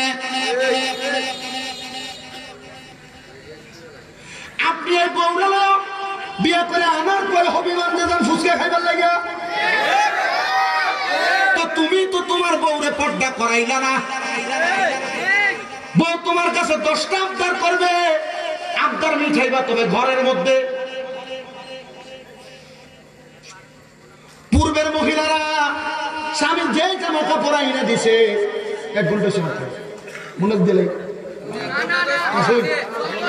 চলতো, স্বামী যা আইনা দিত স্বামীর ওইটার উপর সন্তুষ্ট থাকতো। তা আপনি কেন এটা করতে পারেন না? আমি আমার নিজের নানির কথা বলি। আমার নানা জীবিত থাকা অবস্থায় আমি দেখতাম আমার নানি ঘর থেকে বের হইতে সাবধান। আমলদারি ছিল, খুব আমলদারি। আমি আলেম হওয়ার পেছনে, হুজুর হওয়ার পেছনে প্রথম অবদান আমার নানা। ছোটবেলা থাকা অবস্থায় আমার নানা আমার আম্মাকে বলছিল তোর ফলারে হুজুর মানুষ। আর তখন থেকে প্রতি বৃহস্পতিবার মাদ্রাসা বন্ধ, নানার বাড়িতে নিয়ে যেত, নানার সাথে ঘুরাইতো, বিভিন্ন মাজার আল্লাহ নিজের জিয়ারত করাইতো। কারণ জান এগুলোর কাছে যখন ভিড়বে এগুলোর অভ্যাস হয়ে যাবে, তখন আর হুজুরের ঘর থেকে বাইরে যাওয়ার সুযোগ নেই। যখনই বাইরে যাইতাম নানা চোখের কোরআনির দ্বারা বিভিন্ন কথার দ্বারা আতঙ্কিত করতেন। আপনি এটা করেন না। আপনাদের কাছে করজোর আবদার, যদি সংসারে শান্তি ফিরে আনতে চান, 1 নাম্বার আপনি আপনার স্ত্রীকে পর্দাশীল বানান। আর লাগবে না, নিজে জানবেন ডাউল আলুর ভর্তা দিয়ে ভাত খাবেন। ইনকাম স্ত্রীকে দিয়ে পড়ানো থেকে বিরত থাকার চেষ্টা করেন, দেখবেন সংসার সুন্দর। আম্মা জান আয়েশা সিদ্দিকা যে কথা বলতেছিলাম, সেখানে নবীজি কেন বউকে আপনার স্ত্রীকে আপনি হুমায়রা ডাকতেন? বলে দেখতাম সুন্দর করে ডাকার কারণে আমার স্ত্রী হাসলে তার হাসি নেওয়ার জন্য রহমতের ফেরেশতা দাঁড়ায় থাকতো। আপনারা সংসারে শান্তি ফিরে আনার জন্য বউকে ভালো ভালো নাম, সুন্দর সুন্দর নাম দ্বারা ডাকবেন। একদিন আমার নবীজি বসা, ওই যে পর্দার কথা, আমার নবীজি বসা, নবীজির সামনে 4 জন স্ত্রী বসা।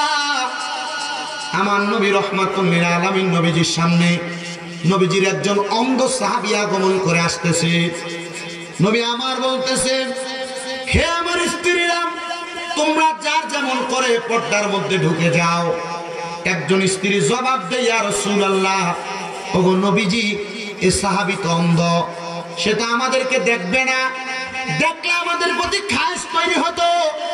আল্লাহর হাবিব বলে, সে অন্ধ, সে তোমারে দেখবে না, তুমি নারী তো তারে দেখবা।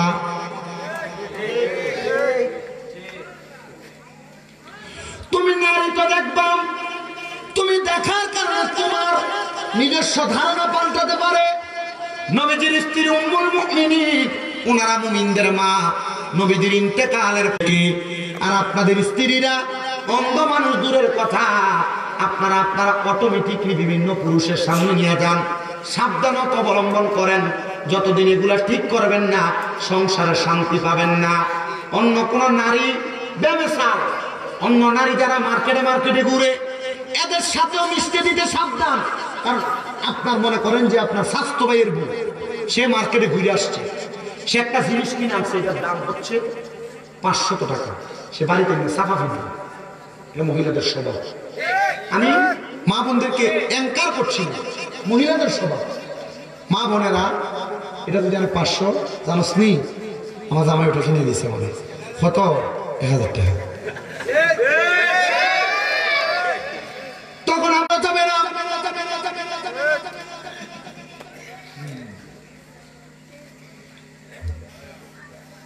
আর আমরা সমাজে সোশ্যাল মিডিয়ায় বইয়া অনেক নাট্যশিল্পীরা, এরা কয় আমি একজন হুজুরের মাইয়া, সূরা মুলুক আমার ঘুমের সঙ্গী।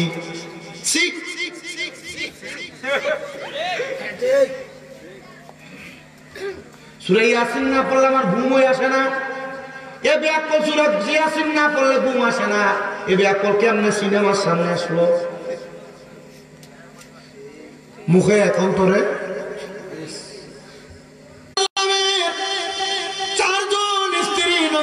একসাথে প্রশ্ন করছি, ইয়া রাসূলুল্লাহ, ইয়া হাবিবাল্লাহ, চারজন একসাথে প্রশ্ন করছি, রাসূলুল্লাহ, আপনি আমাদের 4 জনের মধ্য থেকে কাকে বেশি ভালোবাসেন?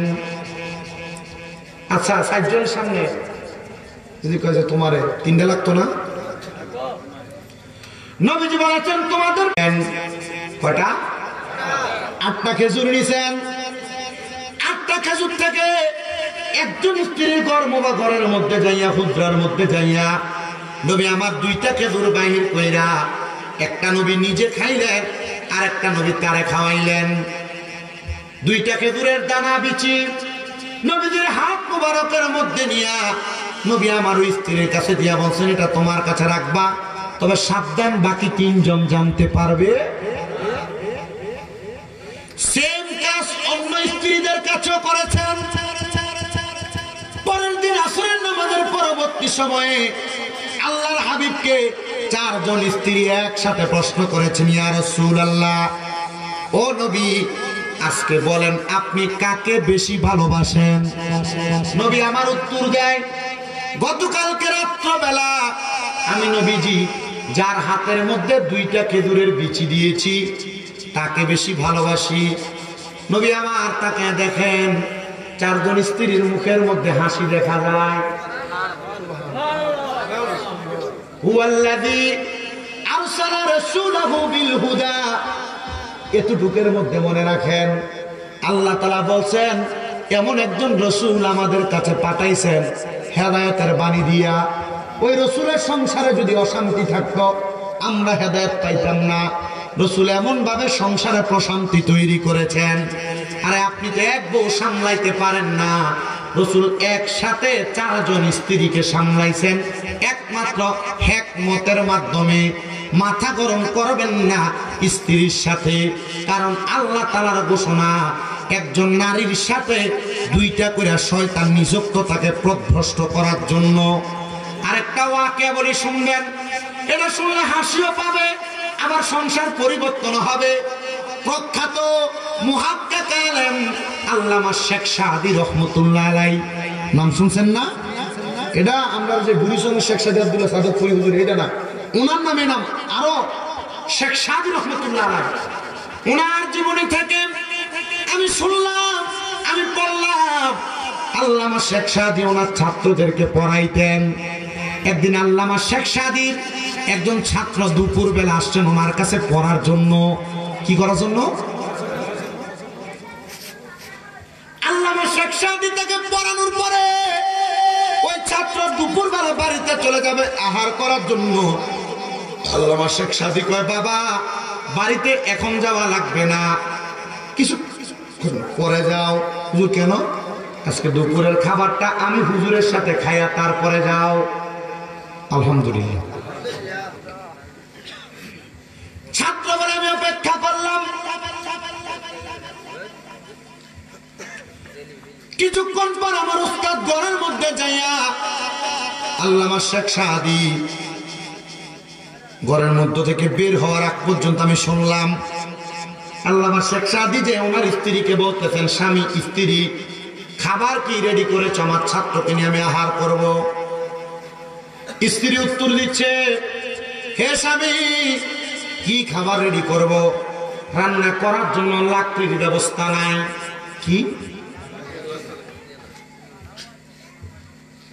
ছাত্রটা চিন্তা করতেছে, উস্তাদের বাড়িতে লাকড়ি নেই, কোত্থেকে রান্না? আল্লামা শেখ সাদী বলে, আমি আমার স্ত্রীর সাথে ক্রোধান্বিত হইলাম, বললাম একটু ব্যবস্থা করে কি রান্না করতে পারো নাই? লাকড়ির জন্য তুমি আমাকে কথা বললা। আল্লামা শেখ সাদীর স্ত্রী রাগান্বিত হইয়া, এখন না কি বলে ডেক ডেক গুলার, এখন কিসের ডেক এগুলা? অ্যালুমিনিয়ামের। আগে কি অ্যালুমিনিয়ামের আনতো? কি এর পাতি? মাটির ফাইলাতে আনতো। আল্লামা শেখ সাদীর স্ত্রী রাগান্বিত হইয়া উনি ওই মাটির ফাইলাটা হাতের মধ্যে নিয়ে আল্লামা শেখ সাদীর মাথার মধ্যে ফাটাইছে। কোথায় ফাটাইছে? ওই যে বউ রাগ করে মাঝে মাঝে সেটটা মনে করেন যে সসম্যানটা আছে আজকে গ্লাসের আওয়াজে হয় না, এটা মহিলাদের স্বভাব, মাইনে নেওয়ার চেষ্টা করবে। আল্লামা শেখ সাদীর মাথার মধ্যে ফাটাইছে তো ফাইলের যে কাঁচা, এ কাঁচা আল্লামা শেখ সাদীর গলার মধ্যে আটকে আছে।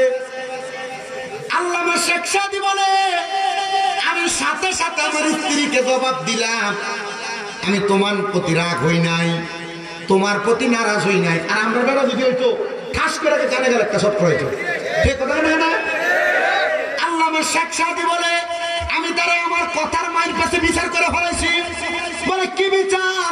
আমি তার উত্তর দিলাম, ঠিক আছে, যেহেতু তুমি আমাকে রাগান্বিত হইয়া মানলা, আমার গলায় যে ডেগের কাঁচা তুমি দেখতে পাও, আমি এখন বাহিরে যাব, আমার এলাকায় ঘুরে ঘুরে বলবো, দেখো আমার স্ত্রী আমার কত ভালোবাসে, আমার স্ত্রী আমার আদর করে ডেগের কাঁচা আমার গলার মধ্যে পরাইয়া দিছে। আল্লামা শেখ সাদী বলেন, এই কথা বলার সাথে সাথে আমার স্ত্রী একটা লাফ দিয়ে আমার পায়ের মধ্যে পড়ে গেছে। কারণ বউ চিন্তা করছে, এখন যদি জামাই যায় কয় যে বউ আমার আদর করে ভালোবাসা গলার ভিতরে ডেকের কাঁচা দিছে, মাথার ভিতরে তরকারি আর পানির যে অবস্থা, মাঝে বসবতে ডেক দিয়ে বাড়ি দিচ্ছে, মানুষ আমারও খারাপ বলবে, জামাইরে খারাপ বলবে। মা বোন যারা পর্দার আড়ালে শুনছেন, আপনি একটা অন্যায় করেন, আপনার স্বামী আপনার নামে আপনার মার কাছে, আপনার ভাইয়ের বউয়ের কাছে, আপনার বোনের কাছে, অথবা আপনার পরিচিত কোনো বান্ধবীর নামে কাছে আপনার নামে বিচার দেয়, মনে করবেন না আপনি আপনার স্বামীর ব্যাপারে তার কাছে একটা উল্টা পাল্টা বইলে বাচ্চা যাবেন। কারণ ঘোষণা যেটা ঘটে যে রটে তা কিছু হইলেও ঘটে। আপনি 10টা অন্যায় করেন নাই, স্বামী বিচার দিছে, এর মধ্যে একটা অন্যায় হলো আপনি করছেন। এমন কোন কাজ করেন না যে আপনার দোষের কথা আপনার স্বামী বাহিরের মানুষের কাছে বলা না। আজকের ওয়াজ তরিকতপন্থী আশেকরার কাছে গরম মনে হইতেছে না, তবে এটা পারিবারিক জীবন, এটা কাজে লাগবে ইনশাল্লাহ। এই ওয়াজ দিয়ে সংসার সুন্দর হবে। আল্লামা শেখ সাদীর স্ত্রী কদম ধরে বললেন, ও স্বামী, আল্লাহর রাস্তায় আমারে মাফ করে দেন। আল্লামা শেখ সাদীর স্ত্রী মাফ চাওয়ার পর আল্লামা শেখ সাদী বলে, আমি আমার গলা থেকে ডেগের কাঁচাটা খুলে ফেললাম, আমার শরীর পরিষ্কার করলাম, কইরা আমি বাহিরে আসছি, দেখলাম আমার ছাত্র বই খাতা সব গোছাইয়া কয়, হুজুর আমি যাইগা। হুজুর, যে আওয়াজ আমি শুনছি যে কথা আমি শুনছি খানা এখনো রান্না হয় নাই। হুজুর আমি খামু দূরের কথা, আপনার পাতে আপনার পেটে আপনার এদিকে খানা আছে কিনা সন্দেহ আছে। হুজুর আমি চলে যাই, আপনি আমার অনুমতি দেন। হুজুর বলে বাবা একটু অপেক্ষা করো, আমি জঙ্গল থেকে একটু লাকড়ি নিয়ে আসি। ছাত্রকে হুজুর লাকড়ি লেগে পরে যাই। হুজুর আপনি যত বড় আলেম, প্রখ্যাত জগৎ বিখ্যাত মানুষ, যে আপনি চাইলে তো আরেকটা বিয়ে করতে পারেন। হুজুর উত্তর দিছে দুইটা শয়তান ফালতে পারি না, আরেকটা শয়তান ফালবো। উত্তর কি দিছে? হুজুর এটার মানে বুঝলাম না।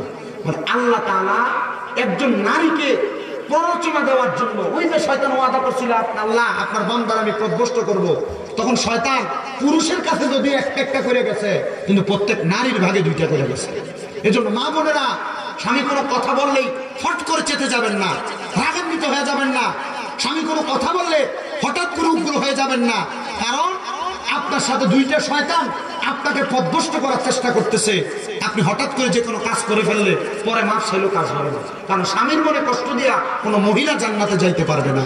নবীজি বলছেন কোন স্ত্রী মারা যাওয়ার পর কোন স্বামী যদি বলে হ্যাঁ আমার স্ত্রী ভালো, আল্লাহ তাআলা তার অন্য হিসাব বাদ দিয়ে স্বামীর ভালোর কারণে তাকে জান্নাতে দিবে।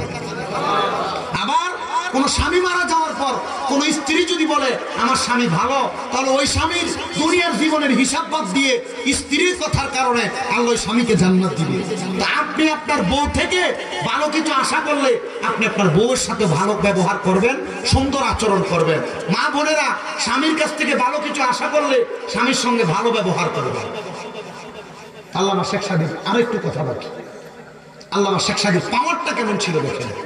উনি বলে আমি আমার স্ত্রীর কাছ থেকে বাইরে হয়ে ছাত্রের জবাব দেওয়া, তো ছাত্র বছর ঘুরছি, অপেক্ষা করতেছি জান জঙ্গলে। আল্লামা শেখ সাদি বলেন আমি জঙ্গলে গেলাম কাঠ কাটার জন্য। আমি কাঠ কাটতে কাটতে চিন্তা করলাম আজকে যেহেতু জঙ্গলে আসছি কাঠ নেওয়ার জন্য একটু বেশি করে নিয়ে যাই, কারণ একসাথে নিয়ে গেলে আমার স্ত্রী অনেকদিন রান্না করবে, আমার আর পড়ালেখার ডিস্টার্ব হবে না, এলেম চর্চার অভাব হবে না। আল্লামা শেখ সাদি বলেন আমি সাথে সাথে এবার জঙ্গলে কাঠ কুড়াইতে কুড়াইতে গাছে উঠলাম। অনেক শুকনা লাকড়ি আমি ভাঙ্গা নিচে ফালাইলাম, কিন্তু আমি তাকায় দেখলাম অনেক কাঠ এই জায়গায় পড়ে আছে, কিন্তু একটা ভাগ আমার কাঠগুলোর কাছে ঘোরাফেরা করতেছে। কি ঘুরতেছে?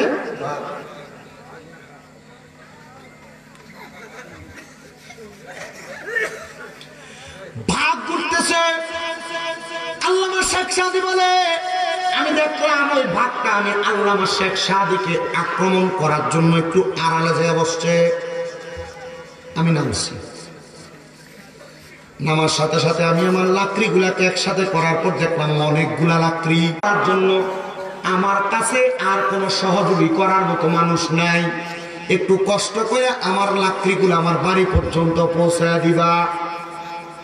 আল্লামা শেখ সাদি এমন পাওয়ারফুল ছিলেন, এমন কন্ট্রোলওয়ালা ছিলেন, বাঘের পিঠের মধ্যে লাকড়ি চড়াইয়া চড়াইয়া বাড়ির মধ্যে নিয়ে গেছেন।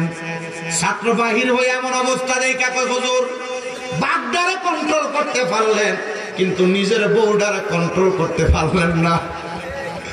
আল্লামা শেখ সাদি কয় হ্যাঁ, নবীজি তো এই জন্য বলেছেন তোমরা তোমাদের স্ত্রীটাকে কন্ট্রোল করার চেষ্টা করবা, তবে পারবা না, কারণ এদের সঙ্গে ওয়াসওয়াসা দেওয়ার জন্য দুইটা শয়তান আছে। এখন বেড়ায় কন্ট্রোল করবা কেমনে? তোমার বউ তোমার কথা শুনবো কেমনে? তুমি দি তোমার বউরে দিয়ে সুদের টাকা চালাও বহুলা।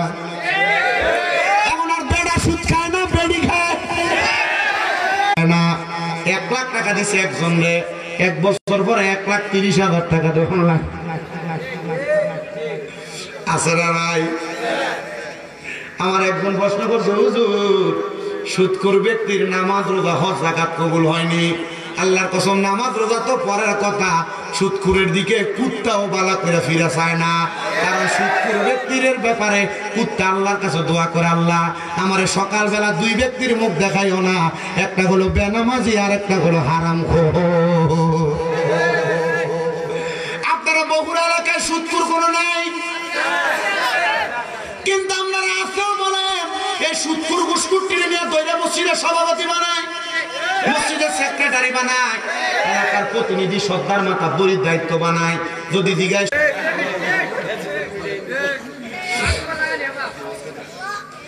ও মুসলমান, এখন আর বেলা সুদ খায় না, আজাইরে থাকে, এর কোনো কাজ নাই। এ দোকানে বৈশা বৈশা চা খায়, এ দোকানে বৈশা বৈশা আড্ডা মারে। কেউ কাকা না চলেন কেমনে? আমার কামাই রুজি নাই তো, এর কামাই রুজি থাকবো কেমনে? এত টাকা চাইলে খায়। এ ব্যাংকে এককালীন 50 লাখ টাকা রাইখা দিছে, মাসে মাসে সুদের টাকা তুলে খায়। এখন সুদ ডিজিটাল ব্যাংকে এফবিআর নাম দিছে, এফবিআর এর সুদের টাকা তুলে তুলে খায়। আপনারা ব্যাংকে বুঝাইতেছে এই ব্যাংকের এটা করো, এমনি 3 লাখ টাকা রাখলে তোমার 1 বছর পর 11% 9% দেওয়া হইব। এটা সুদ নিয়া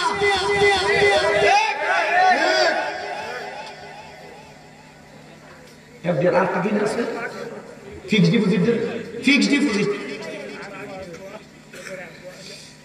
হারাম না?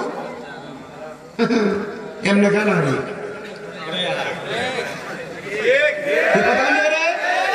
আমি জানি বেরিয়েতে সালাম ভাই তারা আর একতা যুব সংগঠনের সবাই করবো আগামী বছর আগে যে ওয়াজ করছে সুন্দর করিয়া এটারে দাওয়াত দিও। আমি কই বাবু 4 বছর আছি, আগামী বছর আমার বাদ দিও। আল্লাহ কবুল করো, আমিন কোন। মাহফিল করো লাগতো না, আমরা যদি সব বছর ইন্টারনেট আরেক জায়গায় করতাম। আমি যদি জানতাম 10:30 মাইক আরেকটা মাহফিল দেবে বাদশা করে চলে যেতাম। তো যেই কথা বলতেছিলাম, মা বোনদেরকে দিয়ে সুদের কারবার করাই, সুদ করে নামাজ, সুদ করে রোজা, সুদ করে হজ, সুদ করে যাকাত, দান সদকা, কোনো কিছু আল্লাহর কাছে কবুল হয় না। এবার এরা যা করুক আর না করুক কোনো লাভ হবে না। ও মুসলমান, ও নবীর উম্মতের দল, মা বোন যারা পর্দার অন্তরালে সুদের টাকা খাও, আর আপনারা পুরুষ না বেশি টাকার দরকার সুদে টাকা লাগাইতেছেন, ওই সন্তান আপনাকে কবরের মধ্যে বাবা বলে পরিচয় দিবে না। যে সন্তানের খাওন খোরাকের জন্য আপনি সুদের টাকা খান, ওই স্ত্রী আপনারা জামাই বলে পরিচয় দিবে না। যে স্ত্রীর জন্য আপনি সুদের টাকা খাওয়াইয়া স্ত্রীর ভালো বানাইলেন, দামি ঘর বানাইলেন, আপনার মা বাবা আপনারা পরিচয় দিবে না। ও সন্তান, কোন মা বাবার জন্য, কোন স্ত্রীর জন্য, কোন সন্তানের জন্য হারাম টাকা খাইলা? এখনই পরিত্যাগ করো। মুরগির গোশত, মাছ দিয়ে ভাত খাওয়া লাগবে না। প্রয়োজনে ভাতের মধ্যে পানি ঢেললে লবণ ঢেললে খাইবা, কাঁচামরিচ ঢেললে খাইবা, শুকনা মরিচ ঢেললে খাইবা, তবু হারাম টাকা খাইও না। অনেকে মনে করে শুকুরের গোশত খাওয়া হারাম। আল্লাহর কসম, সুদের টাকা দিয়া খাসির গোশত, গরুর গোশত, দেশি মুরগার গোশত কিনা খাওয়া হারাম।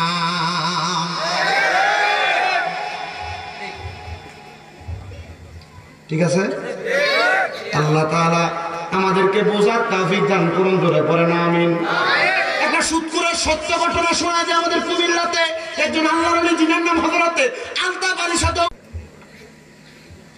তোমার এলাকার মানুষ বলে, হুজুর আমরা নামাজ পড়ার জন্য এলাকার মধ্যে কোনো জায়গা নাই। হুজুর আপনি যদি অনুমতি দেন আমরা একটা নামাজের জন্য মসজিদ বানাইতাম।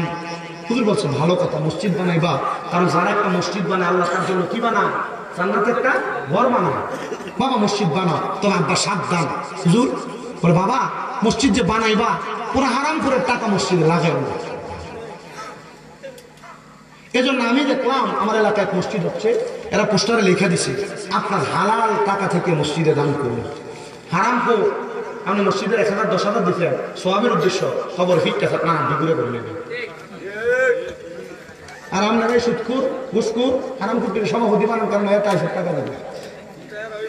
সাদের যে ডালাই, ডালাই রস সিমেন্টের টাকা দেবে। এই কথা কোন দিকে?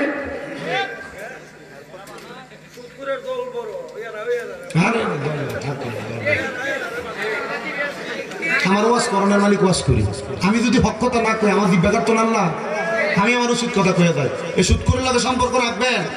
নবীজির হাদিস, নবী বলে কিয়ামতের আগে আমার উম্মতের মধ্যে একটা লোক থাকবে না যে সুদের সাথে জড়িত না। উম্মতের একজন থাকবে না। নবী তাইলে মুমিনরা কি করবে? নবী আমার বলে মুমিনরা কি করবে শোনো। মুমিনরা তো সুদ খাবে না, সুদ দিবে না, সুদের সাথে যুক্ত হবে না। মুমিনরা যখন কোন হারাম করার পাশে দিয়ে হাঁটবে, সুদখোরের গায়ের বাতাস মুমিনের গায়ে লাগবে। আমি সুদখোরের লোক ভাইয়া বিটা বালাত, মানে এত টাকা আলগা টাকা দাও, এত অনেক গেলাম কাছে খাওয়া। তখন বিচারের ভিতরে বললে সুদখোরের পক্ষে দেখবেন মানুষ আছে, ঘুষখোরের পক্ষে দেখবেন মানুষ আছে, হারাম করার পক্ষে মানুষ আছে। সামনে চা খাবাইব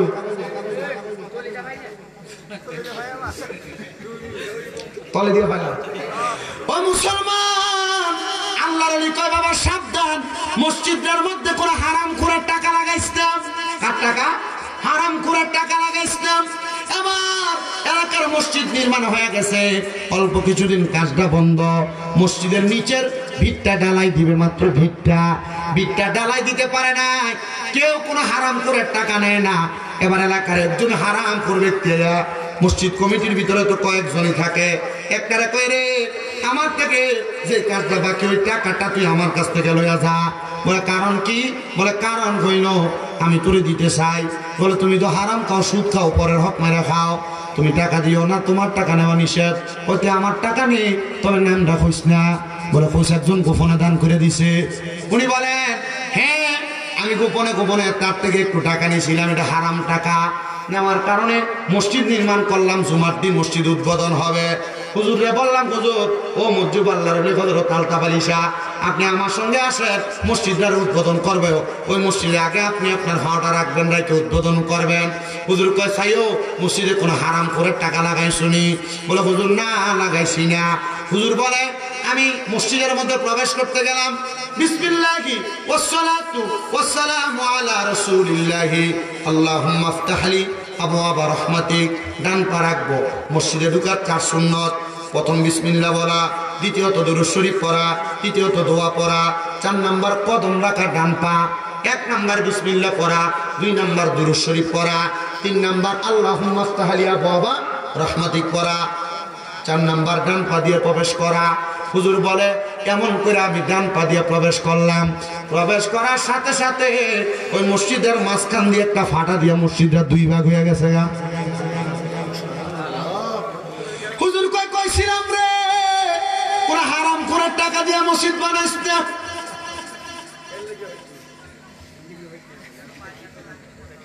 মসজিদে নামাজ পড়েন, শান্তি লাগে না? লাগবো কেমনে? মসজিদের ছাদরা ডালাই দেওয়ার সময় তো রটি দিছিল সুদ করে। মসজিদে নামাজ পড়েন, শান্তি লাগে না? এসি আছে, ভাল লাগে না নামাজ পড়বার লাগা? মসজিদের এসি দিতে দিছে সুদ করে। মসজিদে নামাজ পড়েন, ভালো লাগে না? ফ্যান চলতেছে তবুও গায়ের মধ্যে কেমন জানি একটা গরম গরম ভাব লাগে, পাঙ্খা দিতে দিছে হারাম করে। মসজিদে নামাজ পড়েন, ভালো লাগে না? ইমাম সাহেব যত সুন্দর করে কেরাত করুক, ভাল লাগে না? আরে বেটা, ইমাম সাহেবের খানা দিয়ে রাখছো সুদ করে করে। আর যদি খানা সুদ করে না খাই, মানে চাকরি হই নাই।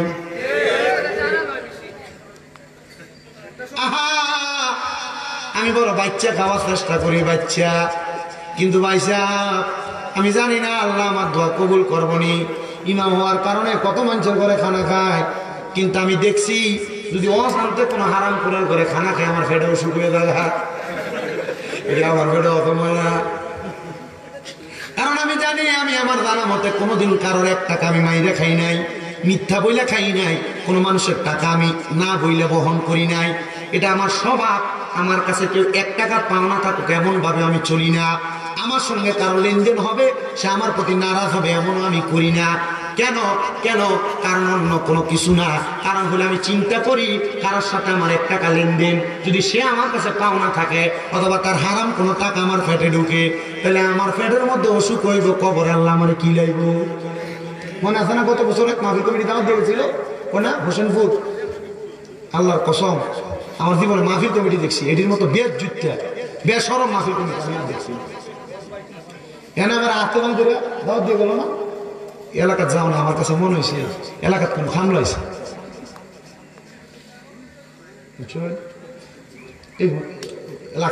লাগাই না মনে আছে না, লাখায় মানুষ ভালো, সব মানুষ না, ওই হোসেনপুরের বলা হয় না। আল্লাহ, আমি কইছি আল্লাহ যাক, আমি আলেম একজন বেয়াজ্জতি হয়েছি, আল্লাহ কোনো আলেম ওই জায়গায় বেয়াজ্জতি করাই না, কোনো আলেমরা করাই না।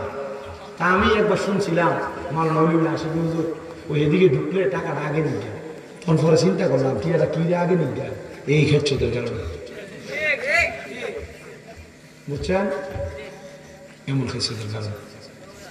আলহামদুলিল্লাহ, আল্লাহ যেন আমাদেরকে কবুল করে, আমিন করে। হারাম খাওয়া যাবে, পরের হক খাওয়া যাবে, পরের হকের প্রতি লোভ করা যাবে, সুদ খাওয়া যাবে। 1 2 নাম্বার, বেপরদা হওয়া যাবে না। স্বামীর সঙ্গে উচ্চা গলায় কথা বলা যাবে না। আল্লাহ তাআলা এই সবগুলো মাইনে আমাদেরকে চলার তৌফিক দান করুন। फरिश्तों की सलामी देने वाले फौज पढ़ती थी, जनाब सैयदा हजरत माँ आमिना सुनती थी, ये आवाज आती थी या नबी।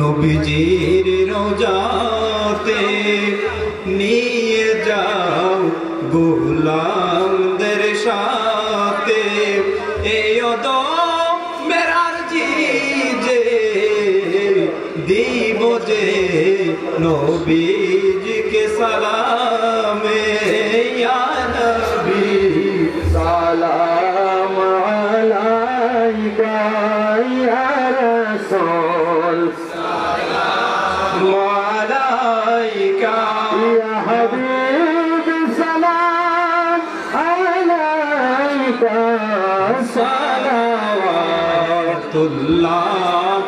আলাইকা সাইয়্যিদি ইয়া রাসূলুল্লাহ ও গো ইয়া হাবিবাল্লাহ, আজানে শুনি আপনার নাম, কালেমায় পড়ি আপনার নাম, নামাজে আপনাকে সালাম, আপনি যে নূরে মুজাসসাম, ইয়া নবী সালাম আলাইকা ইয়া রাসূল সালাম আলাইকা ইয়া হাবিব সালাম আলাইকা সালাওয়াতুল্লাহ আলাইকা হাবিব সাইয়্যিদি ইয়া রাসূলুল্লাহ ওয়া ইয়া হাবিবাল্লাহ, রওজা से हमको बुला लो, मदीना की गलियों उड़ा लो, रौजा से पर्दा उठा दो, चेहराए अनवार देखा दो, या नबी सलाम अलैका या रसूल सलाम अलैका या हबीब सलाम अलैका सलावतुल्लाह अलैका नबी औलाद नबी और शुहदाए करम, आले नबी औलाद नबी,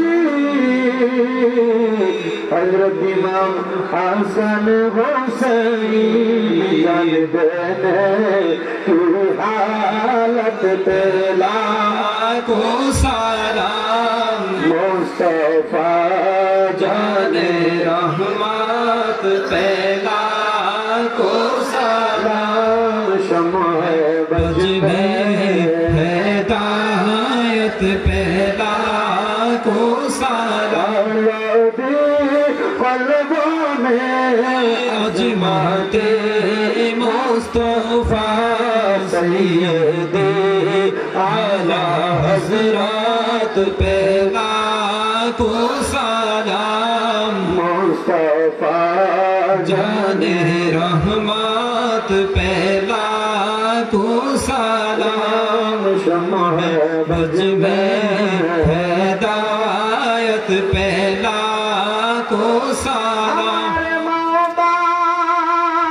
पिरसादर पाइयों अहल औलाद आशिरत पहला को सलाम मुस्तफा जाने रहमत पहला को सलाम शम्मा बज में हिदायत पहला को सलाम सदक़े नालैहि पाक रसूल ये सलामी आज जाना हो कबूल मदीने की चाँद हजारों सलाम मदीने की चाँद लाखों सलाम मदीने की चाँद बेहूदों सलाम के चाँद पर सलाम बलगल अला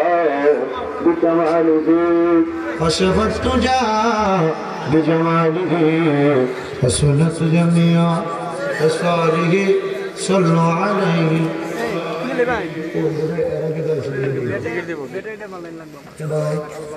আপনার মতন মুসলিম সাহেব ওই যে ফল গেছিলেন আপনি ওই আচ্ছা মাশাআল্লাহ আপনি কোনো ব্যবসা বাণিজ্য ধরছেন না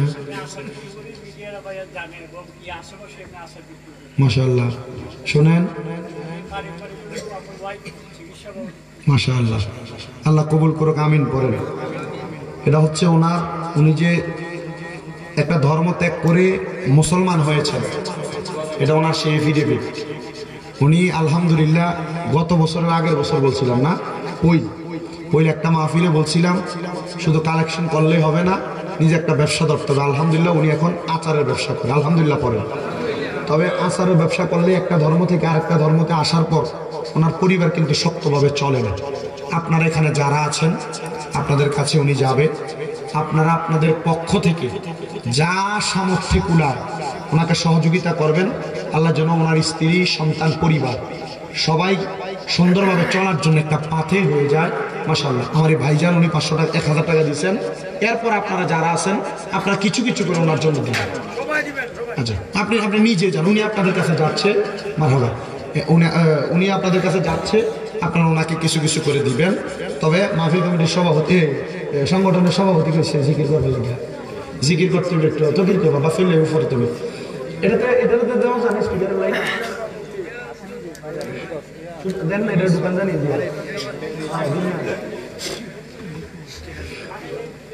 দেন আপনারা যে যা পারেন ওনাকে কিছু কিছু করে দেন জিকির হবে কার আল্লাহ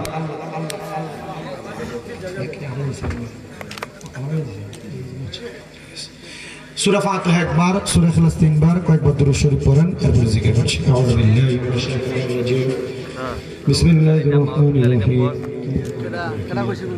আলহামদুলিল্লাহি রাব্বিল আলামিন মালিকি ইয়াউমিদ্দিন ইyyaka na'budu wa iyyaka nasta'in ihdinas siratal mustaqim صراط الذين أنعمت عليهم غير المغضوب عليهم ولا الضالين بسم الله الرحمن الرحيم قل هو الله أحد الله الصمد لم يلد ولم يولد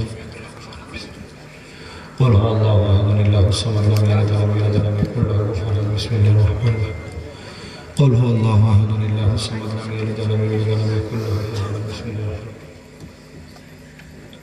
صلى الله عليه وسلم يا رحمن الرحيم يا رب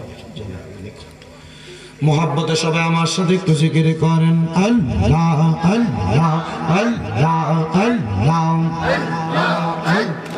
আল্লাহ আল্লাহ আল্লাহ আল্লাহ দমে দমে জফর নাম আল্লাহ আল্লাহ দমে দমে মাশাআল্লাহ আল্লাহ আল্লাহ দমে দমে জফর নাম আল্লাহ আল্লাহ দমে দমে মারহাবা আল্লাহ আল্লাহ দমে দমে বারিগার চাপিলে সবই পর দমের উপর বাড়িঘর চাপিলে সবই পর দমে দমে তালাশ করো কে আছে আপন মাশাআল্লাহ আল্লাহ আল্লাহ আল্লাহ আল্লাহ দমে দমে আল্লাহ আল্লাহ আল্লাহ আল্লাহ আল্লাহ আল্লাহ আল্লাহ আসিলে তুফান ভাঙবে না ঘরের বান আসিলে তুফান ছিড়বে না ঘরের বান মন পাখি ওইরা যাইব নিজম জঙ্গলাই দমে দমে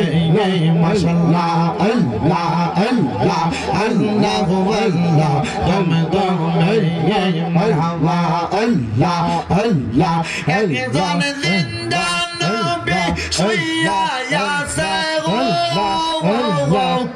মদিনার শহরে নবী গো আর কি দেখা হবে জীবনে মাশাআল্লাহ আল্লাহ আল্লাহ আমি নিজরা যাইতে সময় কাটাবো নবী আল্লাহর জিকির করে নবী গো আর কি দেখা হবে জীবনে মাশাআল্লাহ আল্লাহ আল্লাহ আল্লাহ আল্লাহ নবী গো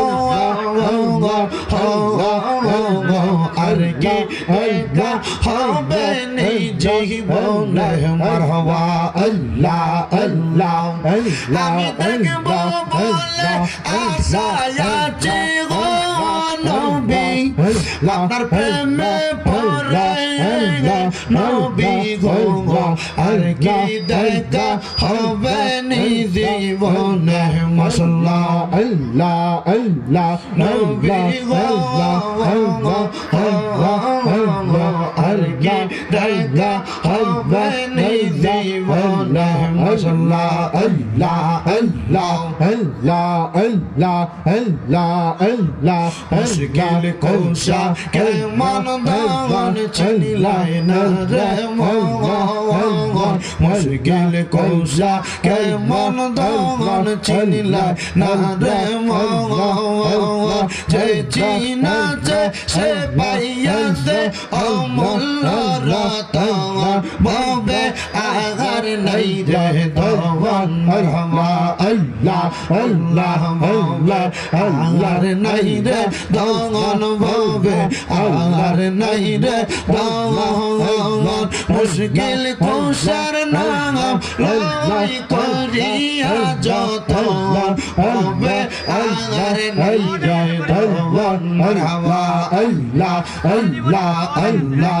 নবী মুশকিল কুশা তিনেতে এক জওয়ান আল্লাহ নবী মুশকিল কুশা তিনেতে এক জওয়ান হযরত ইমাম হাসান হোসেন দুই ভাই নবীজির রতন হবে আগার নাই রে দওয়ান মারহাবা আল্লাহ আল্লাহ হবে আগার নাই রে দওয়ান হবে আল্লাহর নাই রে দওয়ান মুশকিল কুশার নাম লও করিয়া শরণ হবে আগার নাই রে দওয়ান মারহাবা আল্লাহ আল্লাহ আল্লাহ আল্লাহ আল্লাহ আই বারবি আব্দুল কাদের আউলিয়ার শিরোমণি আই বারবি আব্দুল কাদের আউলিয়ার শিরোমণি তোমারি ওই নামের গুণে আগুন হইয়া যাই পানি আইব রবি আব্দুল কাদের আউলিয়ার শিরোমণি মারহাবা আল্লাহ আল্লাহ আল্লাহ মুক্তার বিপদ হইলে পরে পূর্ব ভাষাতে তুমি গাউস যদি থাকো পশ্চিম পাশেতে মারহাবা বিপদ থেকে উদ্ধার করো বিপদ থেকে উদ্ধার করো ও গো গৌসে সন্দানিয়া আই বরবি আব্দুল কাদের আউলি শিরোমণিয়া মাশাআল্লাহ আমার অন্তর কাঁপে ডরে ও কুন্দে জানে আর রাইলাই সাধু গরে আমার অন্তর কাঁপে ডরে ও কুন্দে জানে আর রাইলাই সাধু গরে হাতে পায়ে বাঁধবে শিকল হাতে পায়ে বাঁধবে শিকল গলায় লাগাই দড়িয়ে কুন্দন জানে আজরাইলের হাতে পড়বো আমার অন্তর কাঁপে ডরে ও কুন্দন জানে আজরাইলাই সাধু গরে মারহাবা আল্লাহ আল্লাহ আল্লাহ আল্লাহ আল্লাহ আল্লাহ আল্লাহ আল্লাহ আল্লাহ আল্লাহ আল্লাহ আমার জায়গা হবে আমার মোরা লাশার লাইগা মসজিদের পাশে আমার কবর দিও কইরা আমার জায়গা হবে জগৎবাসী রে আমি তোমরা ছেলে সন্তান ওই দিনের লাগিয়া মরার পরে সবাই আমায় যাবে রে বলিয়া সারা দিন হাত পাটি তোমরা দিও রে করিয়া আমার জায়গা হবে আমার জায়গা হবে আমার মোরা লাশার লাইগা মসজিদের পাশে আমার কবর দিও কইরা আমার জায়গা হবে আল্লাহ আল্লাহ আল্লাহ জগৎবাসী রে আমি যেই দিন যাব মারা দুনিয়া চারিয়া রঙিন জামা কাপড় সবই নিবে রে কলিয়া সাদা মার্কিন কাপড় আমায় দিও রে পরাইয়া আমার জায়গা হবে আল্লাহ আল্লাহ আমার জায়গা হবে আমার মোরা লাশার লাইগা মসজিদের পাশে আমার কবর দিও কইরা আমার জায়গা হবে আল্লাহ আল্লাহ আল্লাহ আল্লাহ আল্লাহ আল্লাহ আল্লাহ ইলাহা ইল্লাল্লাহু মুহাম্মাদুর রাসূলুল্লাহ সাল্লাল্লাহু আলাইহি ওয়াসাল্লাম কমিটি আর করবেন নাকি শুনুন সবাই সব কিছু বলবেন না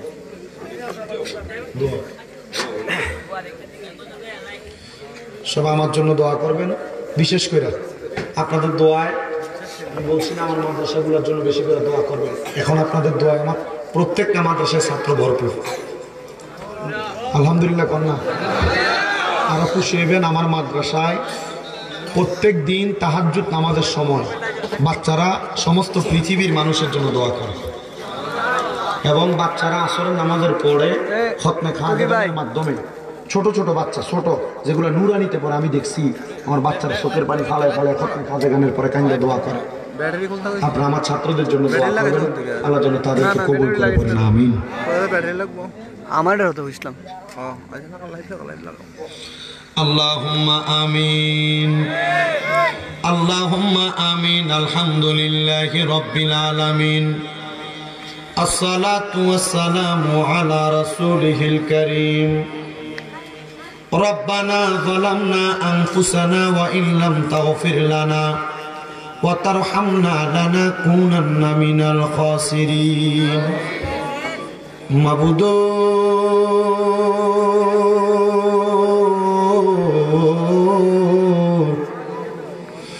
মাবুদ ও দয়াল আল্লাহ, আপনি কি আসমানে না জমিনে রে আল্লাহ, না পাহাড়ে না দরিয়ায় রে আল্লাহ। এগত জীবনে আপনি আল্লাহর কত তালাশ করলাম, সন্ধান পাইলাম না। আল্লাহ বহু সন্ধানের পরে এই হবিগঞ্জ জেলার অন্তর্গত সদর থানাধীন বড় বহুলা আলা হযরত মাদ্রাসা ময়দানে বহুলা একতা ইসলামী সুন্নি যুব সংঘের উদ্যোগে 16তম বাৎসরিক সুন্নি মুখা সম্মেলন সাজাইয়া আমার সঙ্গে আলেম ওলামা, দাড়ি পাকা বুড়ো বুড়ো মুরব্বী বাবারা, যুবক নওজোয়ান ভাইয়েরা, ছোট্ট ছোট্ট মাসুম বাচ্চারা, পর্দার অন্তরালের আমার কত মা বোনেরা, আল্লাহ তোমার শাহী শাহী পাক দরবারে গুনাহগার কাঙ্গালের বেশে দুইটা হাত বাড়াইছে আল্লাহ। যার হাতটা তোমার কাছে মায়া লাগে, পছন্দ হয়, ওই হাত দুইটা কপালে লাগার আগে আগে আমরার জীবনের গুনাহগুলা তুমি আল্লাহ ক্ষমা কইরা দাও। তুমি তো অন্তর জামি রে আল্লাহ, ওই আমরা হইলাম ফানা, আমরা সুখে কিনা দুঃখে ডাকি গো ও আল্লাহ। তুমি যাই না কি জানো না রে আল্লাহ, করো আল্লাহ জাগালয় তোমার মনে। দয়াল রে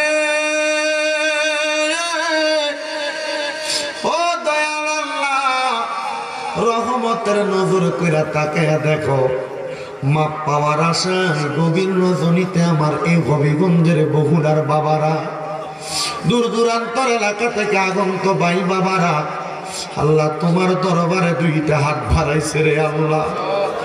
মাবুদ আল্লাহ, আজকের মুনাজাতে কে জানি হাত বাড়াইছে, কার জানি জগতের মধ্যে বাবা নাই।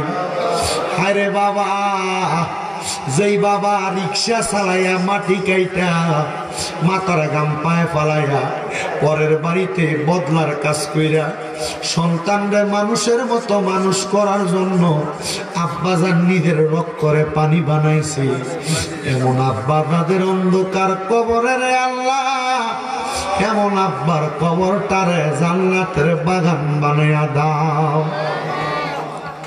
ওরে ভালোবাসি তোমায় বাবা, বুকটা যে যায় ছিঁড়ে, তোমার কথা হৃদয় মাঝে পড়ছে বারে বারে।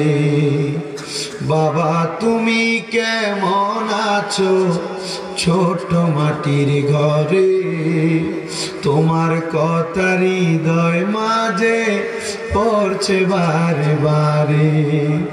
বাবা গো ও বাবা,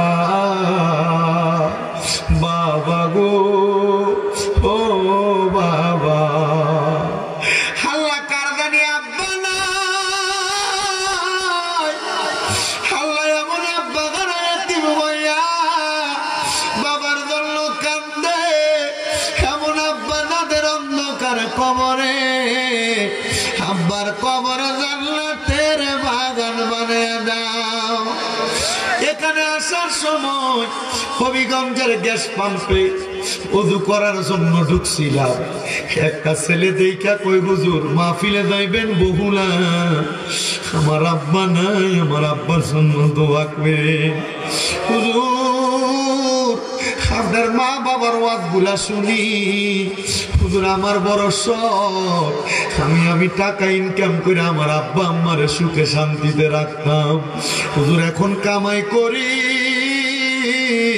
কিন্তু আমি আমার আব্বা জানলে একটা টাকা হাতে তুলে দিতে পারি না। ও আল্লাহ, হবিগঞ্জের গ্যাস পাম্পে দেখা ওই ছেলেটার মতো কত ছেলে জানি এমন আব্বা গারাই এতিম, টাকা পয়সা আছে কিন্তু আব্বা দুনিয়াতে নাই। আল্লাহ কে জানি হাত বাড়াইছে, কার জানি জগতের মধ্যে জনম দুঃখী মা নাই। হায়রে মা, যে মারে মা কইয়া ডাকলে কলিজার আগুন ঠান্ডা হইয়া যায়, যে মায়ের দিকে এক নজরে তাকাইলে কবুল গজের সওয়াব হইয়া যায়। আল্লাহ কার জানি এমন মা দুঃখিনী অন্ধকার কবরে। ওরে সারে তিনে হাত গর্তে ফেলে কেমন করে আইলা চলে, তোমার বাড়ি আইতে দেরি হইলে যে মা ঘুমাইতো না, ওই কবর দেশে মায়ের পাশে একটু রইলি না। আগে জ্বর হইলে মা মাথায় পানি দিয়া দিত, বাড়িতে যাইতে দেরি হইলে ঘরের দরজায় বৈশা থাকতো। এখন মা কবরে বউ বউয়ের মতো ঘুমায়, কেউ একবার খবর নেই না। কেমন আছেন মা জননী, কেমন আছেন বাবা মনি, একটুও তো খুইদা দেখলি না। ওই আব্বাই আমার অন্তরেতে কষ্ট দিলে সন্তান রে, দুনিয়ায় আখিরাতে শান্তি পাবি না রে। কবর দেশের খবর লইলি না।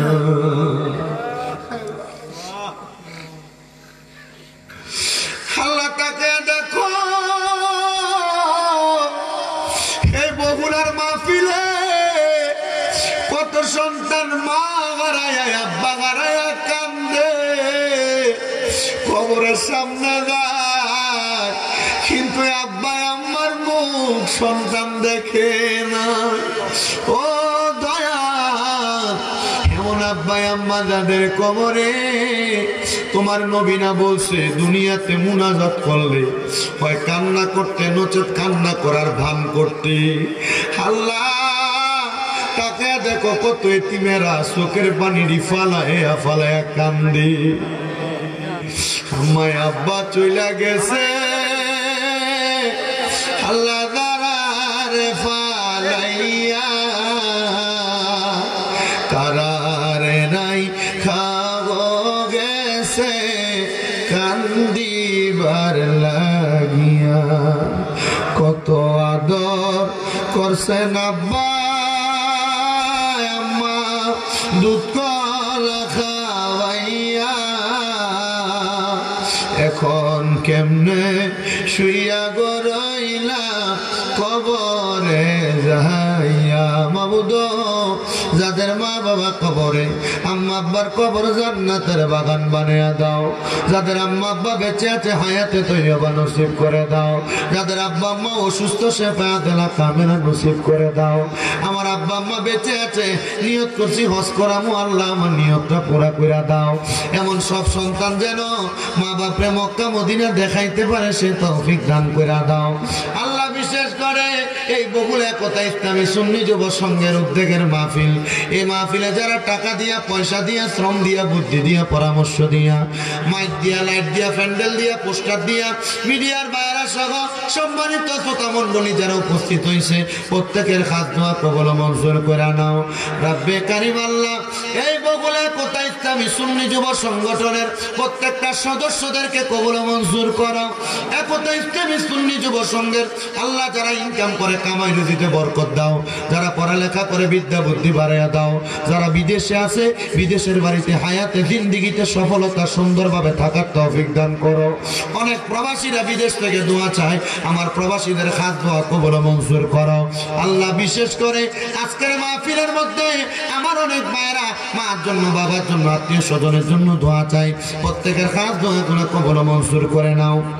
ব্যবসা বাণিজ্য কাজে কোনো বরকত দাও। আমার কয়েকজন ভাইজান কিছু হাদিয়া দিয়ে দোয়া চাইছেন, আমার ভাইজানদেরকে কবুল আর মঞ্জুর করে নাও। আমি গুনাহগার কি দোয়া করবো জানি না। আল্লাহ মাহফিল 16তম মাহফিলের আখিরি মুনাজাত হয়ে যায়। আল্লাহ মাহফিলটা কিয়ামত পর্যন্ত তুমি কবুল ও মঞ্জুর করে রাখো। দলের প্রত্যেকটা সদস্যকে কাঁধে কাঁধ মিলে মাহফিলটা পরিচালনা করার তৌফিক দান করো। তাদের মাঝে সুন্দর মিল মোহাব্বত কইরা এলাকার মানুষদেরকে নিয়ে যেন সুন্দরভাবে মাহফিলটা করাইতে পারে সে তৌফিক দান করে দাও। আখিরি ফরিয়াদ তোমার দরবারে আল্লাহ, মরণ দিবা দুঃখ নাই, তবে বেঈমান বানায়া মরণ দিয়েন না। মরণের আগে বারবার তাওয়াফে বাইতুল্লাহ জিয়ারতে রওজে রাসূলুল্লাহ নসিব করেয়া আখিরি জামানে মধুর কালেমা পড়ে দিয়েন লা ইলাহা ইল্লাল্লাহু মুহাম্মাদুর রাসূলুল্লাহ সাল্লাল্লাহু আলাইহি ওয়াসাল্লাম। সবাইকে একটা দাওয়াত দিচ্ছি, ডিসেম্বর মাসের 19 তারিখ, 20 তারিখ, 21 তারিখ দাওয়াত ইসলামী